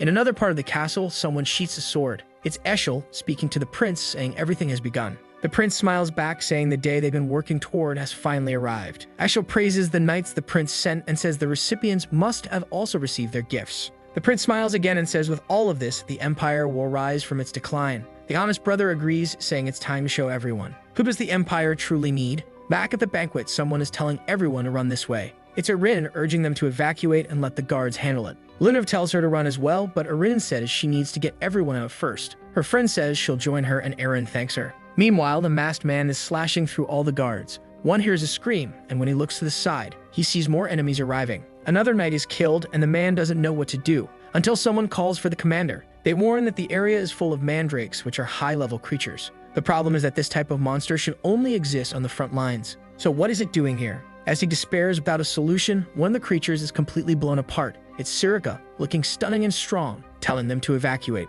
The poor commander asks if she's an instructor from the academy, without noticing that someone is approaching from behind him. But from behind his back, Eris arrives and slices the threat in half. She tells him to run and leave it to her. Now that's true girl power, folks. The general tells all the knights to run and help those who are evacuating. However, the mandrakes keep attacking and the two prepare themselves. That's when another one runs past them from behind and they realize they're being ignored. The attack is heading straight for Eren. Sirica warns that the princess is the target. Just as Eren is about to lose her head, the general saves her. He orders everyone to protect the princess. But, oh boy, some blood splashes onto her face and she starts crying. Here comes the sadness. Oh, it's just the general. We don't care about him. Poor guy. But Eren is upset that Captain Morris has died. She begs Morris not to die. She notices he died with his serious expression intact. She begins blaming herself, saying it's all because of her. Meanwhile, Lunav casts a water explosion. Combined with a wind explosion, it creates a tsunami. Eren is impressed that a second-year student can use fusion magic. Lunav says it's too late for that guy and Eren needs to evacuate immediately. She's a bit sad, but the mandrakes are closing in,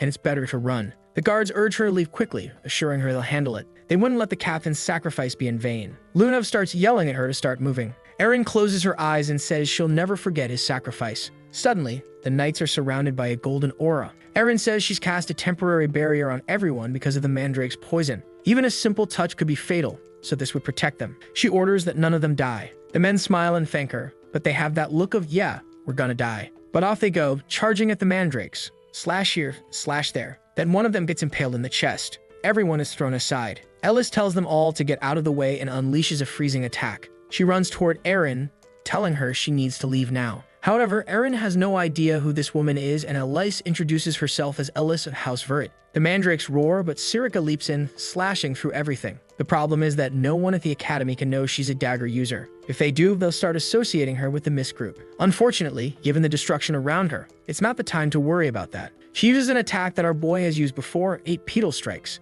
The mandrakes finally stop moving. But what the knight doesn't see is an assassin right behind him. Oh wait, there's no assassin anymore. He's been sliced in half. Sirica tells them to stop letting their guard down because there are many enemies around. She only hopes Elice can evacuate everyone safely. But what she wants to know is what this terrifying sensation she's feeling is. Running through the corridors, Eren is more concerned about the fact that Elice is Xian's sister, and she starts to realize she has no idea where he is either. That's when the wall explodes and a creature appears in front of them. Elice finds it strange that the monsters are showing up exactly where they are. The problem is that a crawler is a high-level night monster. Eren activates a chain trap while Lunav uses a fire lance. The creature's feet are caught, forcing it to defend against the lance. Elice is impressed that the two girls are far from weak. She decides she needs to show these academy juniors that she's strong too. The creature roars and sends a blue attack their way. Lunav activates a protective barrier and Elice appears behind it. But of course, before attacking, she delivers an epic line. She declares that as a knight of House Vert, she'll make this creature regret everything. She activates a water blade and chops off the creature's arm.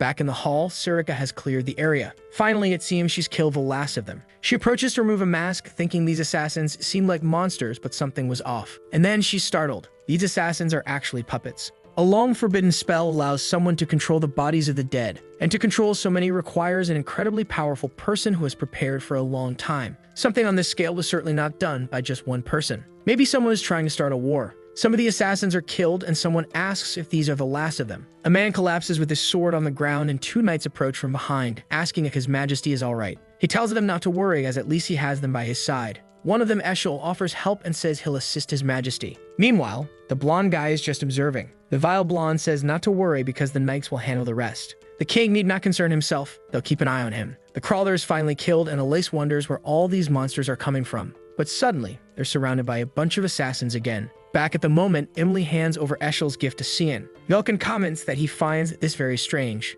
After all, Eshel has never sent Shan a gift. He's always noticed that his boss harbors a sort of resentment toward his brother, something that seems much deeper than simple sibling rivalry. But then Karnan warns them that they need to run. Something extremely dangerous is coming their way. Emily, confused, asks why the girl's eyes are like that. And then suddenly, the wall behind them explodes. He turns and tells her to hide. Another high-level creature has appeared in that place. In another part of the castle, the rest of the guests are panicking and trying to escape. Among them is Sirika's cowardly husband, terrified of dying. He managed to be one of the first to flee, but right at the exit, a group of assassins was waiting. He cannot die there, no matter what, because he's eagerly anticipating spending quality time with his future wife. He asks the man beside him if the back door is truly safe, to which the man confirms it is. But just as he's about to seek further reassurance, something pierces through his head. The man is separated from his senses in an instant. The crowd screams in terror as the man's body collapses like discarded garbage. Everyone assumes this is the end for them. That's when a blue drop appears and Elice activates a water explosion. She calls out to Luna to cast a freezing spell, creating ice spikes that pierce all the assassins. The knights stand there, dumbfounded, unsure of who these two women are. Elice confidently steps forward and introduces herself as Elice of House Vert. This girl loves announcing her name. One of the knights spots Erin and celebrates her survival. Meanwhile, Luna struggles to get up, assuring everyone she'll recover soon. She warns that the next attack will start any moment and that they need to escape. The knights step forward, vowing to protect the princess. The nobles behind them are all begging for victory, but Erin tells them not to worry. She will give everything. She has to stop the enemy. She has realized that no matter how many times they kill them, the enemies keep reappearing. It's as if they're tracking something among them. What could it be? Nothing suspicious about that necklace around your neck, right, Erin? Back with Emily, a behemoth enters the room. She pleads with Yelkin to do something, or they'll die. But Yelkin can't understand why high-level monsters are appearing in the Empire. Still, after being protected so many times by Xian, it's his turn to protect someone. The only problem is that Emily is clinging to him way too tightly. The behemoth roars and Yelkin tells her to back off. The creature charges to attack and he manages to block with his sword. He's excited, thinking he might handle this, until he gets hit by a series of blows. Emily asks if he's sure, and he insists he will protect them. The creature lunges to bite both of them. Yelkin, seeing no way out, apologizes to San, but the behemoth takes a punch to the face and crashes to the ground. Yelkin is shocked and Emily asks what that was. Of course you already know. Nana is transforming back, revealing her true form. Meanwhile, elsewhere in the castle, assassins continue attacking Erin. The knights are dealing with some while the others handle the rest. The problem is, it doesn't seem to end, and whoever orchestrated this planned it exceptionally well. At this rate, the Megs will soon start to fall. Erin realizes she needs to find another solution. That's when one of the knights gets slashed across the face and their mask falls to the ground. Elice realizes they are fighting puppets or undead controlled by magic. She starts thinking about the most efficient way to deal with dark magic. The first thing that comes to mind is the holy magic of Lumendo's light. She knows there's only one way to do this. She calls out to Erin and asks her to bless her sword with light magic. Erin hesitates, explaining that this would remove the knight's protection. The knights tell her not to worry, they'll hold the line for as long as they can. For as long as they can probably means they'll die the second she lifts the magic, but oh well. Now Elice's sword glows brightly with the blessing. Combining elements like she did with Luna was challenging, but combining magic with a spiritual art is much easier. It takes time, but she finally prepares to give it her all with this strike. Meanwhile, I wonder where Shan is. He better be doing something really important. And there he is, cutting down puppets and mandrakes. Our dear Shan knows this is all tied to Eshel somehow. He's convinced Boris has started working under Eshel's influence. Karam comments that he never thought humans with this level of necromancy still existed. Shen explains that the person who enjoys this kind of magic also has another favorite method, using stones from fortified creatures to create new monsters. Karam mentions feeling that magic emanating from a certain direction. Shan notes that the place is a bloody mess, but before resolving it, he needs a change of clothes. Meanwhile, Elice is channeling immense power. Luna recognizes it as the spirit of Miriam. She's baffled as to how Elice summoned it. Magic and spiritual power are extremely unstable. She warns that Elice needs to stop or her body won't withstand it. Miriam places her hand on Elice's head and asks why she's in such a hurry. She remarks it's a pity for a child blessed by Pruwina to face such a cruel fate. She prepares her arms and declares she's extremely irritated. With a single gesture, she creates an explosion, forcing everyone to back away. Erin is awestruck by the sheer power in such a simple movement. The problem is, as assassins are killed, others are reanimated. Erin pleads with Elice to stop before she ends up dying alone. But Elice knows she must finish this before things get worse. She resolves to make the most of the spiritual invocation. She prepares an attack using all the power of the Spirit King. But suddenly, someone grabs her arm. The goddess pauses for a moment, leaving Elice confused. No one knew who that person was. Who could this mysterious figure be? Elice wonders who this entirely different kind of puppet might be, and she has no idea what this black mist surrounding them is. The problem is that she can't move or even pull her hand away. Shan stands still while his aura envelops her. The goddess then tells her it's time to say goodbye. It seems her journey will end today. Shan releases Elice's arm and she collapses to the ground, trying to understand what kind of mist this is. As the goddess fades away, she tells Elice to remember she's always welcome in Pruwina. Erin is still confused, and Lunav comments that the figure blocked Elice's spirit manifestation.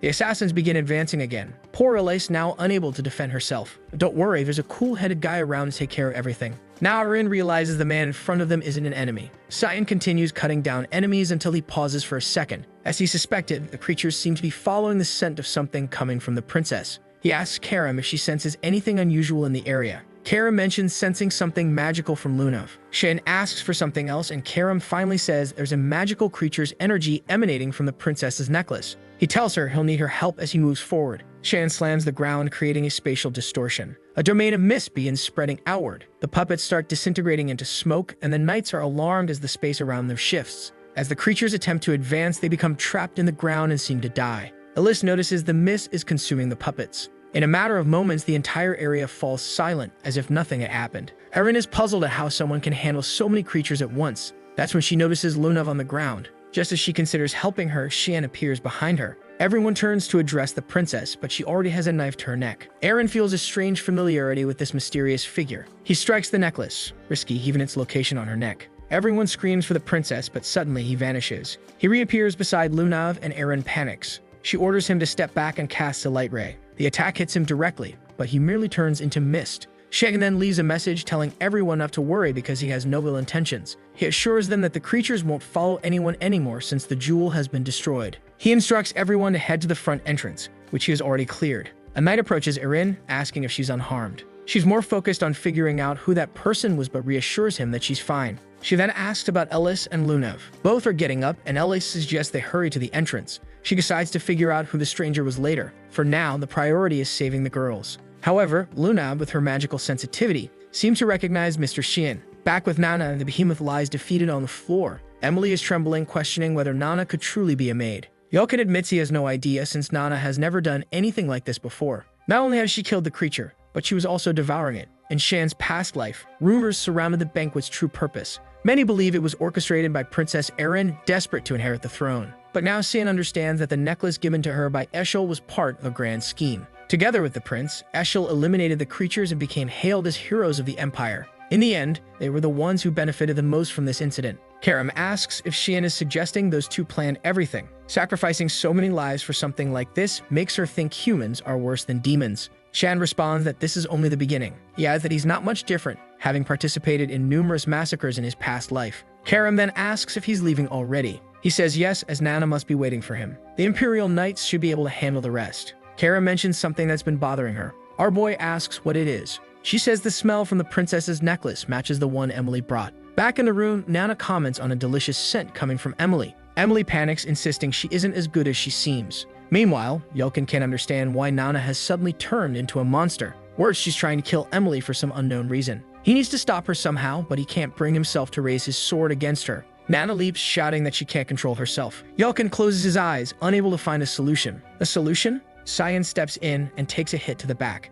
Karam sneaks behind Emily, and Cyan tells her to resolve the situation quickly. Karam removes the necklace and throws it to the ground. Before Emily can react, Karam crushes it underfoot. Karam commands Nana to wake up and return to reality, reminding her that her lord is there. Slowly, Nana reverts, confused about what just happened. She sees the destruction on the boy's back and asks if she caused it. Shan reassures her, saying it's fine, it doesn't hurt, and it wasn't her fault. However, she collapses to the ground in tears, crying that she didn't want to do this. Yelkin and Emily are at a loss for words, while Cheyenne simply tells them they should leave since the place is in chaos. Meanwhile, Prince Sevelis is wondering what's going on. The hallways were supposed to be swarming with monsters, but there's no sign of them. The king comments that the creatures have vanished, and Sevelis celebrates, saying they're incredibly lucky. However, Eshel has already noticed that something is off. That's when they hear someone call in for their father. It's Erin and her group emerging safely. From Eshel's clenched jaw, it's clear he's not pleased. Erin embraces her father, expressing her relief that he's safe. She then notices her brother Lunel standing nearby. The king explains that it's thanks to Lunel and Eshel that they were able to stay safe. Sevelis comments that it's good to know Erin didn't die.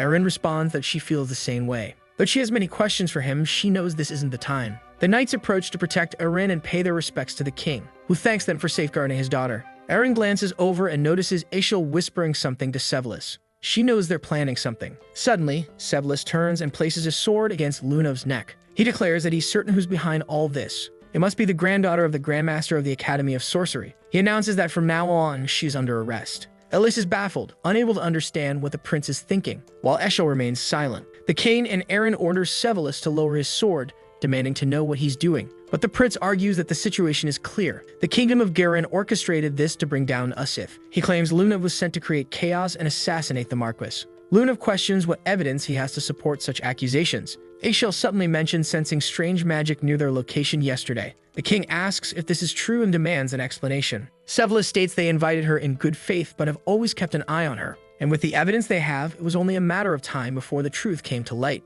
The king acknowledges this and tells them to handle it. Sevalus assures him that they will. Poor Lunav realizes she's fallen into a trap. She wonders if this was part of her grandfather's plan. Lunav and the others from the Garan Academy are arrested. Meanwhile, Resimus, who had been separated from the group during the battle, is with the noble knights. The next day, a funeral is held in the capital for all those who died in the massacre. Although Shan significantly reduced the death toll compared to his past life, the day is still remembered as the Bloody Banquet. Sometime later, Elice is applying bandages to Shan. Shan tells her she doesn't need to, but she insists, saying it's the least she can do. She expresses relief that he managed to escape the monsters, which were incredibly dangerous. She also mentions that if it hadn't been for that man, she wouldn't have survived either. But she's curious about who he was. She remarks that the man was strangely the exact same size as Xian. What a coincidence. She then comments that she's noticed his physique has improved significantly, and for his injuries it's clear he's been training hard. Shan turns away, awkwardly agreeing, and she teases him, asking why he's blushing. Shan dashes off, telling her to stop teasing him. At that moment, Eshel appears, remarking that the two of them are as close as ever. He asks if Shan is alright, who responds that he's fine and thanks him for his concern. Elice notices that Shan seems to be preparing for something. Shan then asks Eshel about the progress of the investigation. Elice wonders if Shan has also picked up on Eshel's unsettling nature, which sends chills down her spine. The blonde man explains that he's there precisely because of the investigation. They found a bracelet in Lunav's room containing one of the stones that attracted the creatures. Lunav had claimed it was a gift. Shan comments that if that's the case, they should focus on tracking down the suspect. Eshel agrees and asks if Shan received any gifts himself. Shan says he doesn't recall receiving anything and asks if they've identified who gave the bracelet to Lunav. Eshel reveals that they believe it was a merchant who frequented the palace, but the merchant was found dead earlier that day. That's why they're working tirelessly to uncover the truth. Eshel presses Shan again, asking if he's absolutely certain he didn't receive anything. Shan knows this isn't a genuine investigation. They're merely looking for someone to pin the blame on. Elsewhere, Emily sits on a bench when a man approaches her. Shan knows she's in danger. Back in the room, someone complains of a headache. It's Sin. Elice insists he hasn't fully recovered and needs to rest. She tells Eshel that Shan has a back injury and is losing a lot of blood, so he should go to the infirmary. Eshel agrees and excuses himself, but Shan states again that he has no memory of receiving anything. After all, anyone who tried to get close to him wouldn't have survived the massacre. Eshel thanks him for the answer, thinking to himself that he's lucky the girl didn't deliver the item. At least it spares him the trouble of eliminating another person. Yet at the same time, it frustrates him because Cyan was supposed to die at the banquet. Alice suddenly calls for our boy Shan and gives him another smack on the back, ordering him to lie down. But then we see blood dripping onto the floor and a maid asks why he's doing this. She says she did everything he asked, delivering the necklace to the princess. She pleads, swearing she won't tell anyone about this. The man replies that this is why her role ends here. And now he must complete his task to finish what's been started. After all this preparation only fills him with anger. He delivers a clean cut and tells her to rest in peace. He pauses, realizing he forgot something. Opening his grimoire, he mutters that he really needs to learn to deal with bodies. Out emerge creatures with countless eyes, which he orders to devour the remains. Looks like someone borrowed a power straight out of a shady librarian's book. Back with Emily, a man approaches and she glances behind her. Oh, relax, it's Yelkin, or rather Brian, bringing her some apples. These people really know how to build suspense. He sits down, commenting on how nice the weather is, but Emily wants to know how much longer they'll stay here. Brian responds that they'll remain until Cyan gives the order to return. Oh, it's the moment when Emily handed over Eshel's gift. The moment Shan saw it, he instantly knew what it was. He destroyed it and told Emily to listen carefully. Neither the Imperial City nor House Vert would be safe for her anymore. She was to hide until further instructions were given. He called Brian over, explaining that he was extremely busy and would need him to protect Emily, and of course to look after Nana too. He told them they'd need to stay apart for some time. Now, only after all this do we finally learn that his name isn't Yelkin. It's Brian. Brian is worried, noting that he's never seen Shin smile like that. Emily asks if Nana is okay, and Brian explains that she's having trouble sleeping but seems to be recovering. Emily reflects on how much has happened since Shin arrived in this place. It's wild to think his maid has dragon blood, but this only makes her want to help Shin even more. Brian agrees, mentioning he's been thinking the same. Though he's distracted, recalling the moment she grabbed his arm. He's embarrassed, wondering why that moment sticks in his mind. Emily declares that together, they'll do their best for Shin. Brian blushes and smiles, agreeing. The The scene shifts to Sevalus questioning his father. He demands to know what he means by this decision. Sevalus insists the evidence is undeniable, and they can't let the suspects slip away. The king, however, calmly tells him to relax, explaining the decision is already made. Sevalus accuses him of being weak, saying he'll never maintain dominance over the continent with this approach. Almost taking a blow to the head, the king sternly orders him to be silent. The king acknowledges Sevalus' ambitions of continental dominance as noble in theory, but he reminds him that the Yusuf Empire borders not just the kingdom of Garen, but also the demon world Espana and Proina. Starting a war with Garen would leave them vulnerable on all fronts. Even if, by some miracle, they conquered the continent, the cost in lives would be astronomical. As emperor,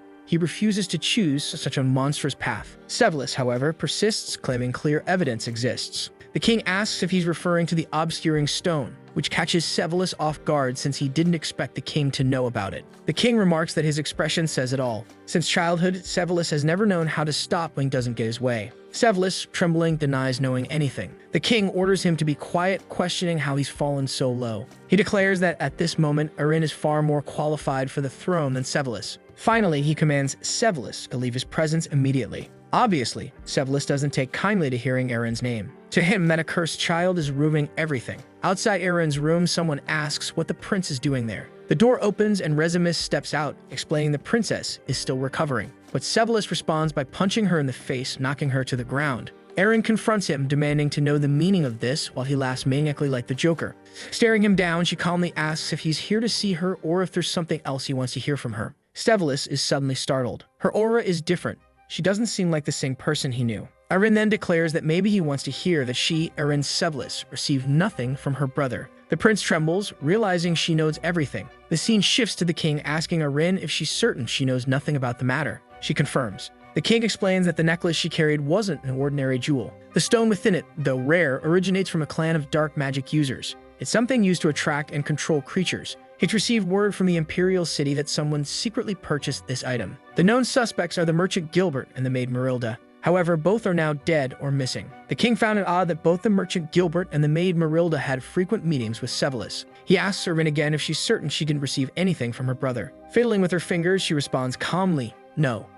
She didn't receive anything from Sevalus. However, she comments that now that they've found the source of these stones, Luna should be released. She asks her father to free the girl who saved countless lives at the banquet. The king agrees and tells her she no longer needs to worry about it. Erin knows that if she reveals Sevalus was the one behind the necklace, the lives of those around her will become much more dangerous. The king might not execute Sevalus, meaning he'd remain alive and capable of harming those close to her. And she's tired of standing by while the people she cares about suffer. Back in the present, she asks Sevalus if he's satisfied with its outcome. He replies smugly that yes, he is. Exactly as she said, he never gave her anything. Erin affirms this, stating that's exactly what she told their father. Sevalus then questions her tone and suggests that if anyone overhears, they might think he's done something wrong. He mockingly suggests they so shut the mouth of her friend. Erin simply replies that it's unfortunate for him, but she has a visitor now. Sevalus asks if this person is really so important, and she says, yes, more important than you. Enter Cian, who apologizes for overhearing the conversation. Caught off guard, Sevalus didn't sense him at all and wonders why he's here. Shin, with his usual aloof demeanor, says he overheard everything. Sevalus demands to know how long he's been eavesdropping. Shan responds nonchalantly that he doesn't have much presence, so he's been standing there the whole time. Sevalus snaps, saying he's not in the mood for games and calling Shan bold for speaking to a prince in such a manner. But Shan just calmly asks, and what are you going to do about it? Planning to silence me too. Sevalus begins to wonder if the rumors about these two being betrothed are true, but realizing the tension, he quickly shifts gears. He knows there's nothing to gain from making an enemy of Cian Vert. Not only is she the daughter of his father's ally, but she also holds Eshel's favor. In a prior conversation with Eshel, Sevalus had explained that he wanted to eliminate Erin because she was threatening his position on the throne. What he couldn't understand was why Eshel wanted to deal with his own brother, given their father's unwavering trust in him. Eshel's response was chillingly simple, because he bothers me. Eshel was convinced Cian harbored secrets beyond human comprehension. Back in the present, Sevalus remarks that now he understands what Eshel meant. He doesn't know why, but an immensely powerful aura radiates from this boy. Changing his expression, Sevalus raises his hands and says it was all a misunderstanding.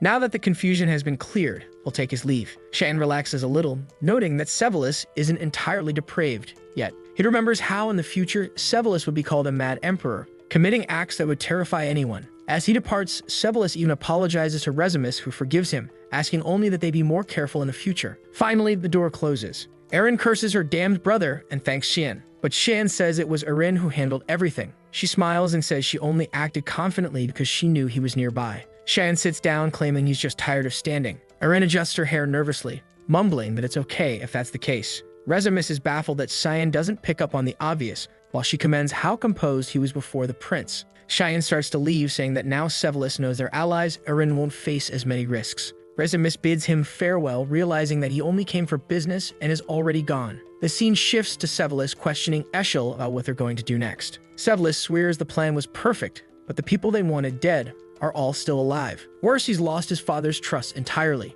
and to him, he was supposed to be the sacred savior of the empire. A voice cuts in, saying the plan wasn't entirely a failure. It's Boris reporting for duty. He apologizes for the delay, explaining that he was handling a mission for Lord Shelley. Sevalus mentions hearing that Emily has gone into hiding and asks what this fruit business he referred to is about. Boris admits they underestimated the people surrounding Princess Erin. Sevalus fumes, accusing Boris of suggesting they should reflect on their actions. Boris apologizes and clarifies, showing a crystal. He explains that it contains the magic used by Erin's allies. Most of it is ordinary, but then a dark mist begins emanating from the crystal. Boris declares this to be an extremely rare and potentially dangerous magic. Some might even call it dark magic. It's the power of a cursed magical blade. Sevalus is stunned to learn that one of Erin's allies wields something so blasphemous. Meanwhile, we cut to a comical scene of Yelkin staring at a blue creature on a plate. He asked Emily what kind of gratin she said she was making. What's stranger is that Shan and Nana are eating it calmly. Emily cheerfully tells them to take it slow. Yelkin, however, wonders if the food is actually moving. Shan remarks that he's had enough and is full. He apologizes, explaining he has to leave before Eshel discovers this place.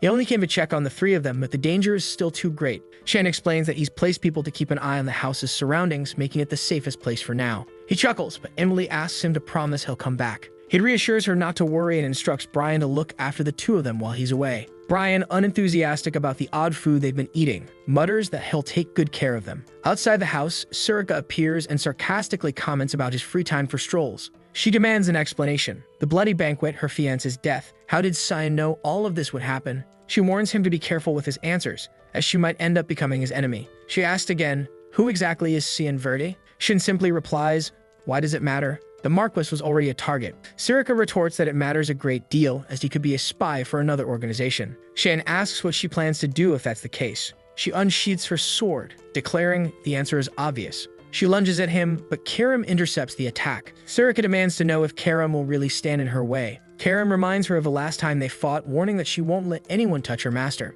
The two immediately reignite their rivalry, both vowing to defeat the other. Karim conjures a red energy sphere, saying she'll show Surika something interesting. Surika, excited, readies herself, saying she's prepared. Karim unleashes the unyielding black mist, which seems to chase Surika. Surika dismisses it as useless, boasting that she can dodge anything, but the sheer explosion rattles her confidence. She realizes that being hit by it would mean instant death. She admits it's better for Karim to remain in her sword form, as otherwise she could be far deadlier. Karim grins, declaring the warm-up is over, and it's time to get serious. Surika grins back, ready for an all-out fight. Before things escalate further, Xian activates sword manipulation, slamming Karim into the ground. Karim whines, asking to continue her fun, but Cheyenne commands both of them to stop. He reminds them that their commotion undermines the point of his hiding. Surika admits he's right and advises him to relocate. Cheyenne tells him to clean up and closes the door, leaving the two standing there with dumbfounded expressions. Inside, Cheyenne announces a change of plans, instructing everyone to prepare to leave. That's when a voice greets him. It's Lunov. She comments that it seems his family has grown since the last time. Shin, surprised she bypassed the mist barrier, asks how she found them. Lunov explains it's just a simple talent of hers and assures him no one else knows she's there. She asks about the commotion outside, but Shan dismisses it, asking why she's there. Lunov responds that she came to thank him. Shan shrugs, saying he didn't do anything deserving thanks. But Lunov insists she knows everything since the day he entered her. Everyone looks confused, trying to decipher her words. She clarifies she's talking about the aura that entered her when she was unconscious. She demonstrates her ability to summon fire and water, combine them, and modify them. She can even use a form of magic to locate specific people. She proudly asks if he doesn't think this gift from her grandfather is amazing. Shan dryly responds that it seems more like a curse, pointing out her injured body. Luna blushes and accuses him of being the one who entered. Shan ignores her and tells everyone to prepare to leave, saying he'll have a chat with her. Emily eagerly asks where they're going, and Siam replies it's to Ruin Academy. Emily beams with excitement, saying she can now take care of him daily. Ryan, however, looks disappointed, already dreading the food he'll have to endure. Later, Luna reflects on her childhood in cold, dark places being the subject of painful experiments. She endured it all, believing it was her duty as Rainriver's granddaughter. She asks Shen if he feels a similar sense of duty. He bluntly says no. Curious, she questions why he saved everyone but didn't want anyone to know. Shen explains it would only cause more headaches, which she probably understands. Luna pauses, saying she does. She then reveals that when their auras connected, she discovered his magical attribute. At first, she thought it was darkness, but now she isn't sure. She confesses that during their brief contact at the restaurant, she gathered information about him. Shan is surprised, not realizing she could deduce someone's magical attribute through touch. She asserts that on the day she collapsed, he implanted his magic into her. She demands to know what it is, certain it's not of this world. Shan acknowledges her curiosity and asks if she plans to report it to her grandfather. Luna dispels her magic, saying no, it would only bring more trouble. Shan smirks, asking if she's rebelling against Rainriver. Luna cryptically says he probably understands the reasons. She suddenly hugs him, thanking him for freeing her from a long-standing burden. Shin explains that her body is like a cauldron of flames, filled with magical attributes constantly clashing and mixing. However, someone had placed a sort of cap on her magic. The intention was to prevent her from losing any magic entirely, but it was also causing her power to heat up excessively. What overflowed from this cauldron was slowly extinguishing the flame of her life. All Cyan did was create a hole in that cap. He explains it was because he didn't want her to live as someone else's puppet. Still, he tells her there's no need to thank him. If she has nothing else to say, she can leave and keep their secret. But of course, she shouldn't overexert herself, it would be dangerous. Luna simply thinks to herself how adorable Cyan is. As she suspected, Cyan is a genuinely good person. Meanwhile, at the Garen Magic Academy headquarters, her grandfather slams the table, demanding to know what they're saying. The butler informs him that Luna has been exonerated and released. He asks if they should file a petition against the kingdom of Yusuf. The grandfather replies with a resounding no, saying that's not the issue. Instead, he wants to know how she had the audacity to stop anywhere else before returning to him. He declares they must find a like this video that helps Mamoru make more juicy content for his viewers, activate the cheeky little bell, and I'm out.